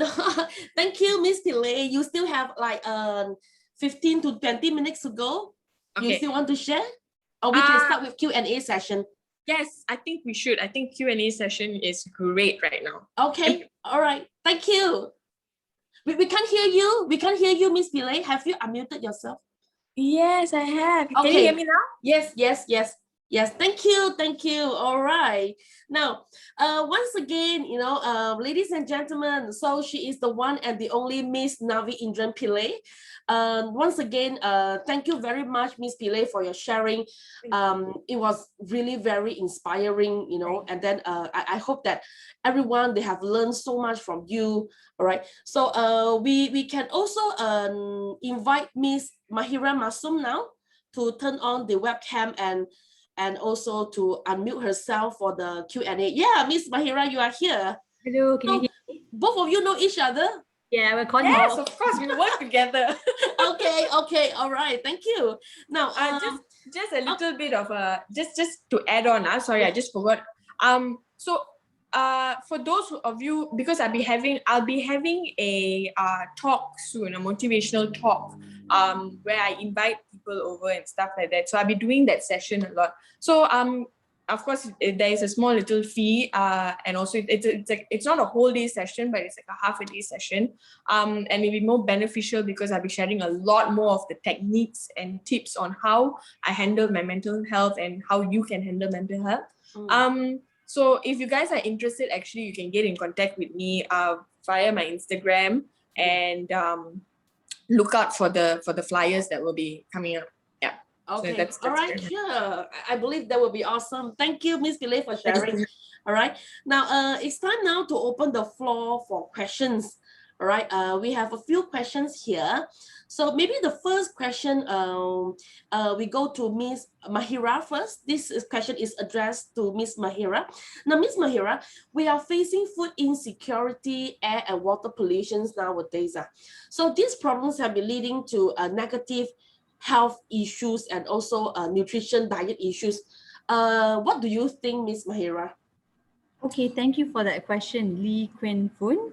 It's very relevant, especially nowadays when you see so many scary news, all the pollution going on, food shortages or carcinogens in the end. So from my perspective on this, in a way, we can only control the things within our circle of influence. So for example, I mean by that is, yes, maybe the air is polluted more so, especially when we had the haze period and all. So what do we do when we had those kind of periods? We were advised, and out of our own initiative, we stayed inside, correct? So you yourself took control of that situation and did the next step. So when we have things like the food issues and all, we still have a choice to choose the healthiest option for us. So rather than, for example, going for that packet of Maggi because we're tired, we just want to have something quick, we can still choose to make an effort and make something healthier. Brown bread, toast. All those tiny, tiny steps lead up to the choices of how our body will respond today. So even when we cannot go outside to exercise, because we know now obesity is linked to cancer risk, what can we do instead? We can't go out. I'm in an apartment, there's no parks nearby. Take the matter in your own hands and do something else. Do home workouts, watch YouTube videos and do a 15-minute yoga, 13-minute Tabata and all. So similarly with things that are out of our control, what can we control? And then those steps are the ones that we take for our own health and our family's health. Okay, thank you. Now, also a few weeks ago, we have also invited one professor from UM. He actually mentioned that in the next 50 years or maybe even sooner, yes, we are not sure whether there will still be COVID-19, but the thing is, in future, we will be consuming food or even water that contains plastic because of the plastic that we are using nowadays. So it has been absorbed, to the ecosystem, and then even the crops that we are growing, the water that we are drinking, mineral water, all contains this, what we call it, microplastic, So that will be also one of the factors that will be contributing to the cancer disease among the people. Is that the question? Yes. I see. So in the sense of future 50 years from now, I'm afraid I don't have enough expertise to project and predict the cancer risk factor. But when the time comes that yes, microplastics are an issue, the environment is an issue, I would advise to say that we would still try to take control of the things that we can control. Okay. If, for example, the microplastics, yes, even I watched a documentary on that, it's going to be swallowed up by fish, and the fish is going to end up on our plates. Later on, 50 years from now, there may be other options. Now, new technologies coming out, you have plant-based meat, you have different farmings, fish farms and all, which may be healthier options at that point in time. Okay, all right. Now, there's a second question for you also, Mahira. Now, I'm not sure whether this is a myth, or this is a fact. Since I was in secondary school, people, they've been telling me, now, don't drink the water in the bottle that you've been keeping it in your car because it's hot. So if you drink it, there is a very high possibility that you will get breast cancer. Is this true? Not just breast cancer, I think it's any cancer. It's carcinogenic. Oh, okay, okay. Maybe Navi, you want to share a bit on this? Yeah. I always because you know why, Mahira? Because I always be telling my boyfriend or somebody, I'll be telling when they leave the water. not glass bottle, actually any bottle in the car, and then after because so thirsty, and you're like, oh, I got water. I'm like, no, don't. Like, yes. Yeah, I mean, no, don't. So even in when you go mama, right, and then you pack those packet drinks hot in the plastic, I'll be like, no. No, don't do that. Even beyond that. Yeah, that's bad too. So all these are carcinogenic. Of course, Maida is the education side. She no worries. Okay. I'm just yeah. But the moment you said that, I was like, nah, no. Okay, there's another issue. It's not a racism remark, but like Malay food operators, they tend to serve hot drinks on the plastic cups. Not just Malay, I beg to differ this. Chinese and Indians also. Oh, really? They use plastic, yes. Your wonton ho, wonton mee on who? That one, yes. Yeah. But if we order hot Milo, they will normally serve in the glass. Glass is okay. But okay. Oh, okay. Good. Thank you. But don't get this. Don't get this. So when you just say breast cancer, automatically guys I can drink lah. The girls only know. Yes. So it's actually not just breast cancer. Basically, that will really, really affect your colon, your stomach. Maira, back me up on this. Back you up. Yep. Okay, so that leads to my second question. All right, any one of you can answer this question. This is a question that asked by our participants, during their registration, that they register for this session. Now, why women they tend to have higher risk, in getting the breast cancer? Okay. So I think that's one for me. In a way, it's rather obvious, but also a case that we are women. Because of the fact that we are women, we already are at a high risk of breast cancer. But the main reason for that is actually because of our hormones. Okay, specifically for us, we have estrogen hormones, and these hormones are the ones that can increase our risk of cancer. So things like when you have like early period, late menopausal, hormonal control goes a bit haywire and all, that does affect us. And because men do not have not much estrogen, then they are at lower risk. Not to say men cannot get breast cancer. So guys out there, you are still at risk, okay? You are still at risk. Much lower compared to women. It is due to our hormones. Okay. Now, in the record, in the history, if I'm not mistaken, a few years ago, there was a girl who aged 6. She was diagnosed with breast cancer in Kelantan. Are you aware of this? Oh, no, not. Yeah, this was shared by the prof from UM. Yeah. Yes, Miss Navi? So I heard about this case, I've read about it. So in this kind of rare, very rare case, even in my case, it's quite rare. So it's very rare for women to get breast cancer at a very young age, especially if you're not married and haven't had a child. Not married, but haven't had a child yet. Because in a sense, your hormones are not to say, really raging hormones, and you don't have any not much hormone imbalance because you haven't had a child, and your hormones are still kind of intact and stuff like that. But many factors have shown that nowadays that the stages of women reaching their menses, getting their menses is now much. I have a friend who got her menses when she was 9 years old. Oh, okay. 9 years. When I was 9 years old, I was playing, don't know what I was doing and everything. But 9 years old. Yes. Not even 9. She was 8 plus. She hasn't turned 9 at that point of time. So can you see that the reason? Now, a lot of people say the injection in the chickens because they inject hormones in the kitchen. They inject hormones, so that hormones, will cause imbalance for us. Now, many of them says that, but research did not specify it yet. We haven't found anything yet, so we cannot say or write off it entirely. But we just say could be lah. We still undergoing study. So, like I said, it's rare cases, a lot of very rare cases.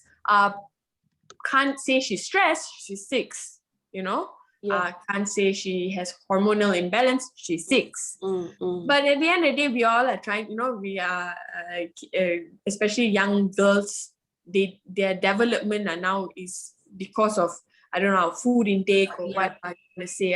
It just really kind of really just makes it really hard, or rather make it imbalance for us. So in terms in terms of that, when I read it also, I was like, oh my God, what? But after that, there were no news or no diagnosis, or rather maybe we don't know of diagnosis for children lesser than their puberty age. So maybe that was just a very rare case. Yes. Okay. All right. Because our human body is just built up with a lot of cells. And you don't know that how some cells are just cuckoo that way and it goes crazy and this. Yeah. Okay. So we thank you. We proceed to the next question. Now, one of our participants mentioned, Miss Pillay, your positive thoughts, really have created, the values in our lives, and you have helped us a lot in understanding, I think the role of having a positive mindset, to in facing the problems in our life. So psychological distress is one of the most common psychological symptoms among the cancer patients. So in your point of view, how do you actually assess the effectiveness of the communication program on the psychological distress among the cancer patients? Okay, so basically, what we do is we actually run a psychological test. That means any normal, where you actually, psychologists, they actually diagnose you with, having acute depression or just, mild depression and stuff. Yeah. We use the same thing. But I'm trying to speak to the parliament, to, at the educational departments, to come up with something called onco-psycho. So onco-psycho is actually something to do pertaining towards just focusing on oncology. Oncology is mainly a specialization in cancer. So oncologist is the one who treats the cancer patient. So onco-psycho will be oncology, psychology kind of thing, but we just need to become onco-psycho. So we used to do a lot of talks. Because of COVID, we didn't. We used to do a lot of gatherings with other pharmaceutical companies. So they used to call me because they loved when I started to produce this kind of ideas on onco-psycho, trying to get like people to do this course, to start putting it in their programs. Like when someone is diagnosed with cancer, right? You are an oncologist is brought. Okay, but a psychologist is not brought in, because for them it's just like, oh, we just have to treat the cancer, but what about their mental health? What about their psychological distress, psychological stress? What about their mental health, because it's really upside down. So I started to give them this. So we're still in the midst of actually trying to do something like this. A lot of colleges, a lot of people who I've spoken to in relations to this want to come up with something that we can help in terms of onco-psycho to really just focus on the stresses on the mental health of cancer patients. And it's really just focused there. So hopefully, I mean, when I do, I hope that when I do my PhD, I get a grant, or I get a team to really help me to focus on this particular topic. So really, let's just hope that this can be done in the next 3 years at least. Okay. Yeah, fingers crossed. Yeah. Up and running. Huh? Yeah. So yeah, let's just hope that I can get to do this study. Yeah. Okay. Good. All the best. Now, Thanks. Other than being there, maybe being there physically, emotionally for those cancer patients. Now, what else can we, as the non-professionals, being the friends, associates, family members, do to encourage those patients who've been, so upset and, so passive, that they are losing all hopes in themselves? Okay, just give me a second. I'm just moving rooms because they are. Sure.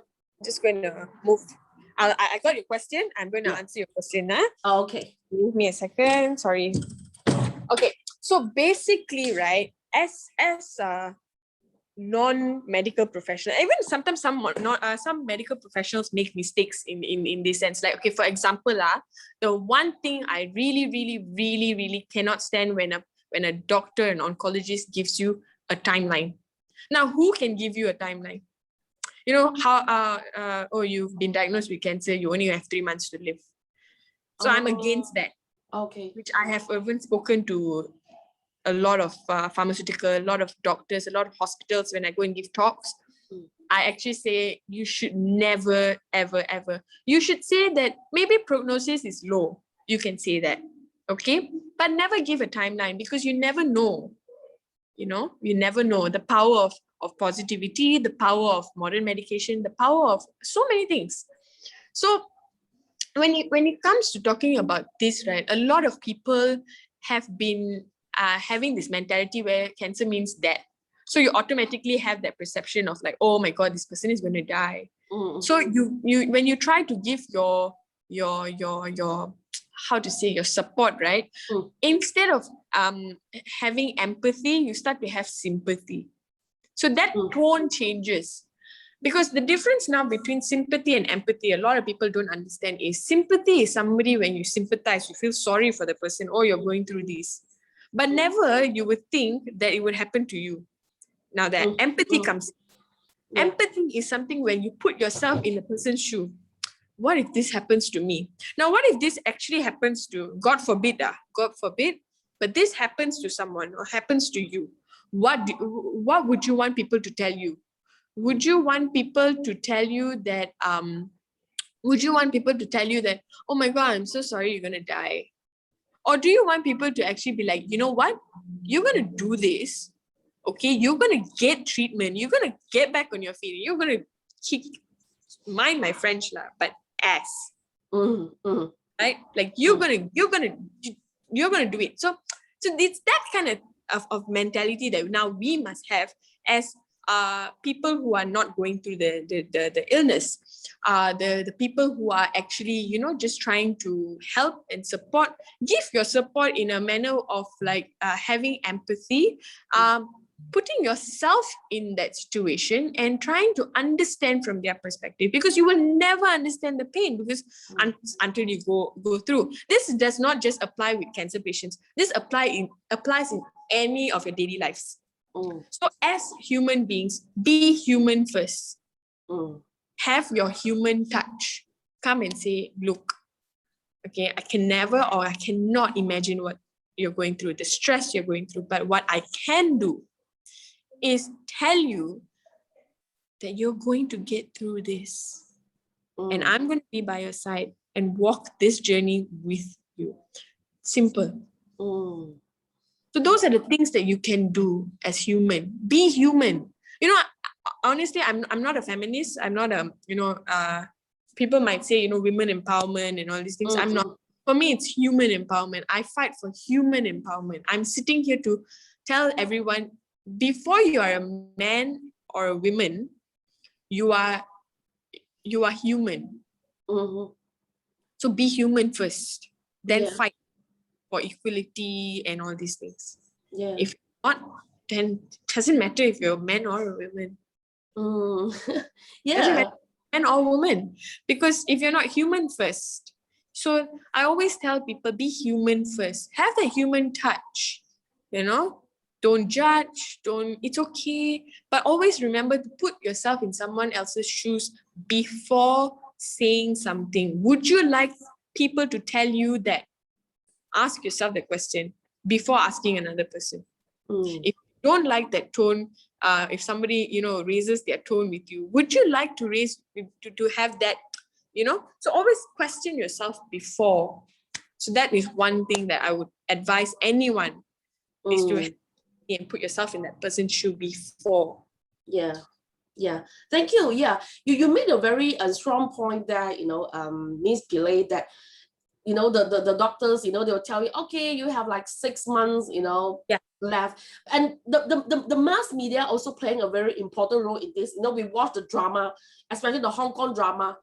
God, all these dramas and all these movies, Hollywood and all every time you watch a movie where the hero or the heroine is sick, what happens? They die. Yeah. They die. Dramatic. Never once I've seen a movie where they live and to tell the tale. Like, you know what, my partner was there with me. Yes, you can make it dramatic as dramatic you can. I mean, it's movie, it's entertainment. Who doesn't love a good drama? Yeah.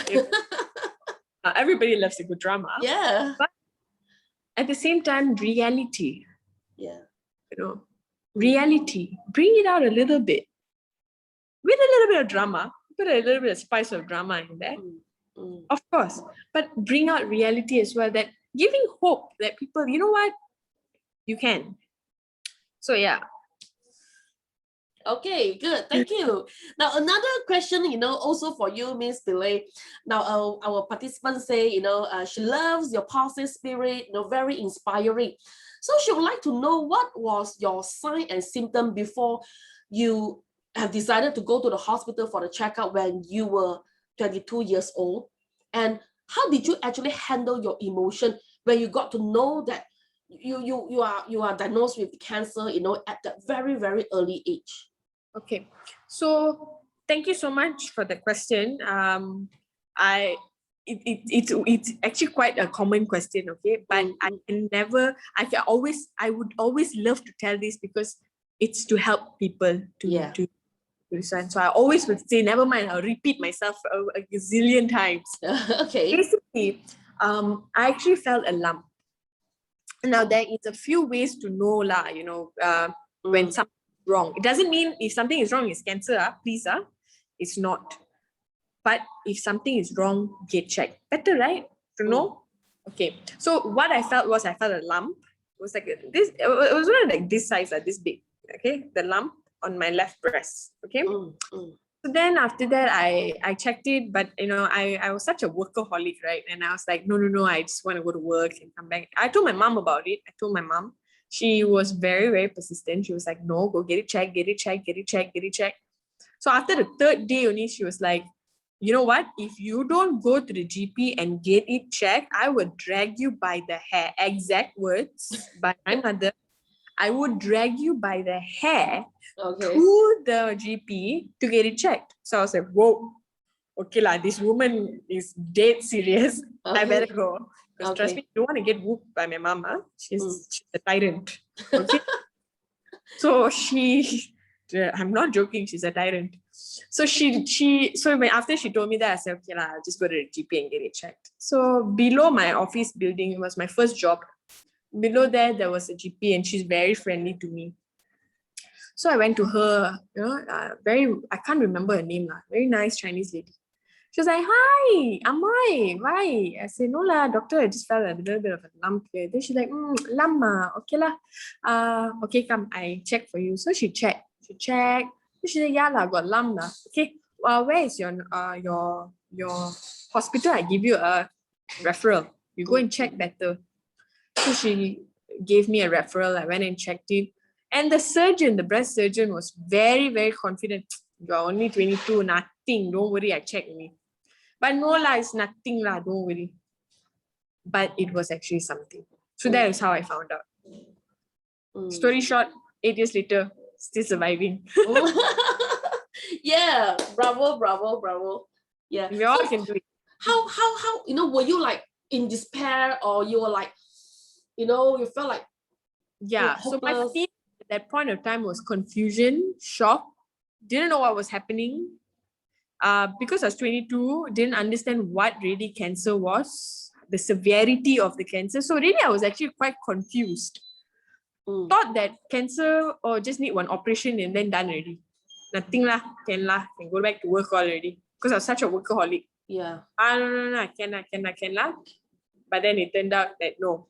It took, sorry, excuse me. It took me a good 6 months, I think. To really accept it. To really get, to accept it, to read. Actually, no lah. It is actually still taking me some time. Even till now, I still like, wow, 8 years, Whew.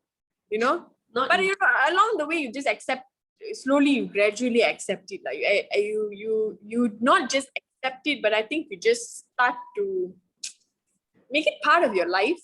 Yeah. You're like, cancer is a part of me. You start to look at it in a very positive way. Hence why I got the hashtag Kissed by Cancer, because I wanted people to look at it more positively, more fun. Because it's so common with women. And I know as much as we are so much more stronger. Sorry, man. We're very strong. But they're very emotional. They're very emotional and sensitive beings. I think when we were created, we were created with so much of power, so much of strength, but we had to balance that out with emotions and sensitivity. So I think we have that balance, Sometimes it tips over lah, we go out of too emotional sometimes. But yeah, so we were built to be so strong, to carry a life in us, to be able to handle, such traumatic life, and to be so prone to getting breast cancer. I mean, we didn't ask for it, you decided to create us and give us these two things, and then now you give us cancer. Really great.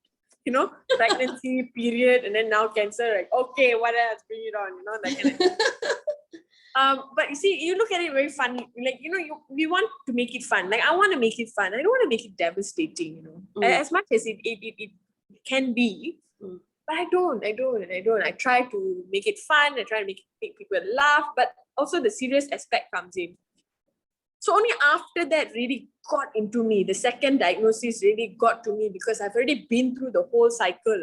First, so when the second time I got it, I was like, oh, I was in a dark mode, like extra dark, being deprived. And at that point of time, you're 28. You're only thinking of the next thing in life, which was marriage, kids, that whole. Remember, I told you the circle of life. Yeah. Don't believe it. Not in this life. I'm so sorry to break your little hope, but it's not a circle. It's really, really, literally, I don't even know what shape is it. It's just like, literally. So yeah, I mean, but you I know some people can't gather their thoughts, but look, we are here to help, Yeah. So go to organizations to really help you sort that out. We are here to help. That's why we have psychologists, we have counselors, we have all these people who are trained to help. So seek help. Don't think it's bad for you. It's not. It's good for you. Okay. Yes. Everyone, just go to the hotline, National Cancer Society of Malaysia. You can talk. You can contribute.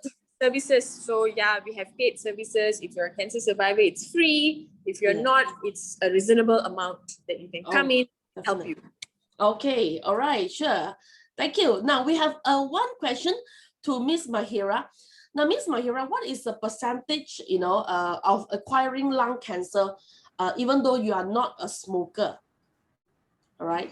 So, what is the percentage of getting the lung cancer, even though you are a smoker, maybe or a secondhand a smoker? So generally for secondhand smokers, it is unfortunate now that we realize that it doesn't just affect the people who smoke, but those around them. And the sad part is sometimes even though they smoke, for some reason they don't get lung cancer, but their surrounding family members, the wife, the children, they suffer the effects. And Yes. actually for secondhand smokers, it's at least 20% higher the risk of getting lung cancer, about 20 to 30% already, which is why for us, we even advocate to stop smoking, vaping, any form of tobacco products. For even next month, actually in May, it is no tobacco month. So for our organization, we also have a stop smoking or quit smoking clinic that we are restarting again now that MCO is like picking down. And you can also even go to your nearest clinic kesehatan, GPs and all to ask, because these programs actually exist. They are there, but people just don't know about it. Again, the choice is yours as well to stop. Yeah. Yes. People don't Yes. want to know, so Yeah. So yeah, I think education, and then the community plays a very important role in educating the people about increasing the awareness among them about this disease. So for example, my aunt, she passed away 15 years ago because of lung cancer, and the husband, my uncle, is still surviving today, and he's still smoking, you see. So yeah, that's very sad, Now about this lung cancer, now will any of these cancer, like be dormant in our body, and then only comes into active, but when we diagnose the disease is already at stage 4.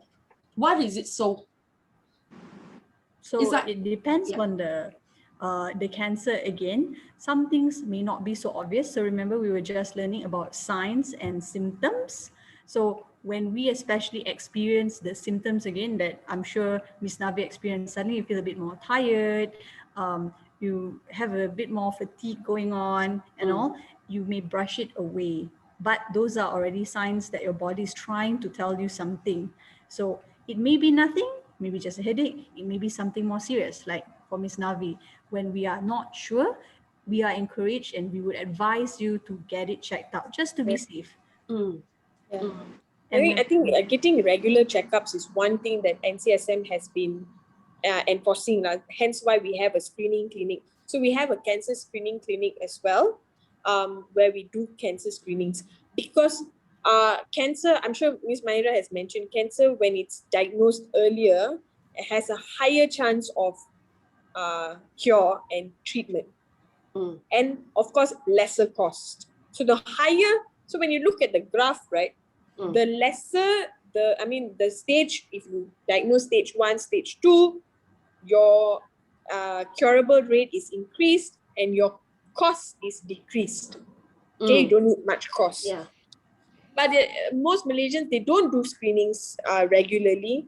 They just do it once after like 10 years, and then they'll do one, or if it's something wrong. But they don't have regular checkups. And I think we as Malaysians, right, have to make sure our fellow Malaysians who are very, very stubborn get checked. Yeah. Yes. Now, for my personal experience, I do get my body checkup like once in a year. So like BP lab, all those normal clinics, can they do these screenings for us? Because once they ask me, oh, you want to do this cancer marker, we will test it for you. But of course, the cost will be higher. Correct. All right. So if we say yes to all these examination, so will those labs like BP lab, they will provide us the results, as accurate as what you're doing? Yes. Okay. All right. Okay. So we also send to the same, like we send to Pantai, okay, yeah. and they do. So it's basically under the same flow, the same. How do I say this? umbrella? Sorry. under the same umbrella. We both send it yeah. to the labs Oh. as well. Yeah, And they under all this. process it. Yes, Okay. correct. Okay. All right. Yeah. Okay. Thank you. Thank you. Now we have this question from our participant also. In which Mahira has already explained. The participant asked what kind of tests or screenings are recommended for women to do annually. Correct me if I'm wrong. I think Mahira just now have suggested like clinical breast examination, CBE, and the mammogram for the breast cancer, and pap smear and HPV DNA test for the cervical cancer. Yeah. Right? Yeah. Okay. Now, one question for Ms. Pillay. Now, from our participant, she mentioned that your survival spirits are really impressive. Now, you've been diagnosed, as a cancer patient at such a young age. So how you actually started to plan your life from there? It's like 22. So maybe maybe for most of us, you were like, okay, I'm dying. But, at the age of 22, so how did you actually start to plan your life, the direction in your life? Okay. How I did it was I didn't plan. I had no plan. I took every day as it came. Oh, See, the moment when you plan something, you have to always have like this plan, this thing in your head where sometimes plans don't go according to plans. Right? So the moment you start planning, and if it doesn't go your way, you stress out. So trust me, I didn't plan. I just took a day at a time. As it came, I go on with it. I don't stress about my plans so much. If I have plans, and I always will have a detour plan, like, okay, if this plan doesn't work out, don't worry, I have my backup plans. Don't worry, I have a backup plan. And I don't do 5 years, 10 years, or even 1 year. I don't. Like I said, I set short goals. I take it one step at a time, and 8 years later. Okay, all right. So always remember short. It's okay. You can have long-term goals. You can have short-term goals, but focus on your short-term goals as it progresses to your long-term goals. Okay. All right. Thank you. We also have one question here from our participant. So far, at this NCSM, do you ever receive any patient, the male patient suffering from breast cancer? Male patients are. How about, have you seen Navi? I know I've not met, but I've seen, like, as in a sense, I've seen videos like and because it's a very taboo topic. If you think it's very taboo for women to talk about it, which they are quite, men is worse, because the moment you say I got breast cancer, men lah, people will laugh straight away. They'll be like, you are breast, who got breast? Yeah, because they don't think you realize that men have breasts, women have breasts. All of us have breasts. Don't know that So personally, for us, I think I can say we have not personally seen or met men, but just because of the cases, because for example, the ratio for women is much more common. 1 in 9 women may get it, so about 30% of the Malaysian population, and in comparison, 1 in 1,000 men will get it. So it's much more rare. So it's very, you can't compare, but I have seen video. I have seen a video of a guy actually getting breast cancer. Okay. All right. Now, thank you. Now, this is the last question from our participant. She asked, the changes in skin color alone doesn't necessarily mean that there is a breast cancer. This is a question. How many signs or symptoms are required to suspect that someone has a breast cancer, that he or she has to go for the screening test? So I think I'll just start, but after this, Ms. Navi can also share from her personal experience. And if you remember, as I mentioned, this one would probably fall under signs, because these are something that we can objectively see. And one of it may be anything unusual, anything different that you notice. So it can be color, yes, it can be texture, it can be you see pus, anything that is unusual that you know that's not there previously, that's quite strange and new, we advise to just get it checked out. It could be your cells, what do you call it, your melanin cells just changing color, hormonal changes, but it could be something more insidious which we are not sure. Hence, to be safe, again, we encourage get it screened, get it checked out. If it's clear, that's great. If it's not, you've detected it early. Yeah. I think if you're really just unsure, even if it's something so small like a pimple, okay, if you're really not sure, right, just go get it checked. I mean, no harm you just checking. You don't lose anything by just confirming it. You know, in fact, you just gain something that is called peace of mind. Yeah. Because I remember attending the talk. The prof told us, let's say one of another one that we can do is if you were to press the nipples and then like it produces liquid, you know, something. Yeah, that is also one of the symptoms or signs of breast cancer. Am I right?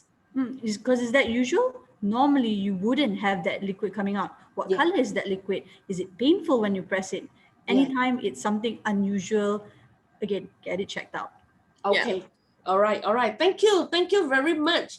Now, ladies and gentlemen, what a great session we have today, and we are so thankful to both Miss Mahira and Miss Pillay for such a wonderful talk and then very inspiring sharing session with us.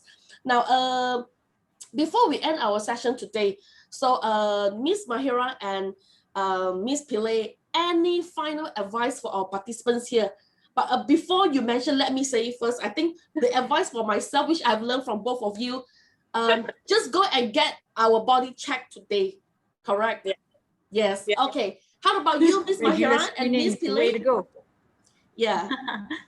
You've already voiced it for me as well. Essentially, what we can do, we prevent, you know, our lifestyle changes, do that to reduce our risks. And other things we can do is get screened regularly. You have your annual health checkup. No issue that there is no detection like, oh, everything okay, money down the drain. It's not. You're checking for your body's health. So keep it up. All right. How about you, Miss Pillay? Just the 3 key points that I've mentioned earlier, you know, always make sure that, you know, you are in, you know, you control your body, you control your life, you control your mind. So remember the power of the body, mind, and soul, and that you can do absolutely anything and everything under the sun, so long you protect yourself, and so long you don't hurt others, and so long you're happy, you know, just doing it. And this is your life. You get to live it, you know. And always remember, life is short. Life is uncertain, and we only get this life once. So live. Yes. Live like there's no tomorrow. Yeah. Live like you are, you know, the queen of the world. Yeah. And live like because it's your life. So live. Yeah, thank you. Yes, thank you very much. You know, to our lovely speakers today. Now, before we end our session, we would like to have a group photograph to commemorate this special occasion. Now, please use the virtual background provided by the committee for this photo taking session. But if you do not have the virtual background, never mind, just turn your webcam on and hand up high, like me, to show your support and commit to call out gender bias and inequality in conjunction to International Women's Day. All right, yes. So please give us your best smiles. Our technical team, are you ready to capture our photo? Everybody, can you turn on the camera? Yes, everyone, come, turn on your webcam.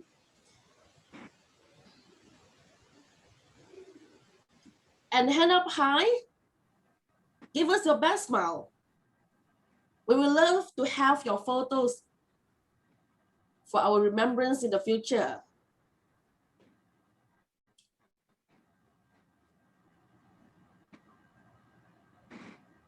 Okay. All right. Thank you so much, guys. Right. Thank you, and thank you. Thank you, everyone. Okay, now it is the end of session 2. Now, before you sign out, ladies and gentlemen, please do not forget to fill in the evaluation form because we want to hear from you about the event. Now, don't forget to join us again next Saturday, April 17, from 10 a.m. to 12:30 p.m. on the same platform for our final session of the Utah International Women's Day 2021, Empowering Women Gearing Towards Equality. Same day, same time, and same platform next week. Now, once again, we would like to thank our speakers today, Ms. Mahira and Ms. Pillay, for their sharing session, and also not forgetting our generous sponsors, Biotech Abadi, Perkin Elmer, Genavi Scientific, RGS Corporation, and Silkygirl. Now, without their generosity, this event will not be successful. So thank you, and we will see you again next week. Bye-bye.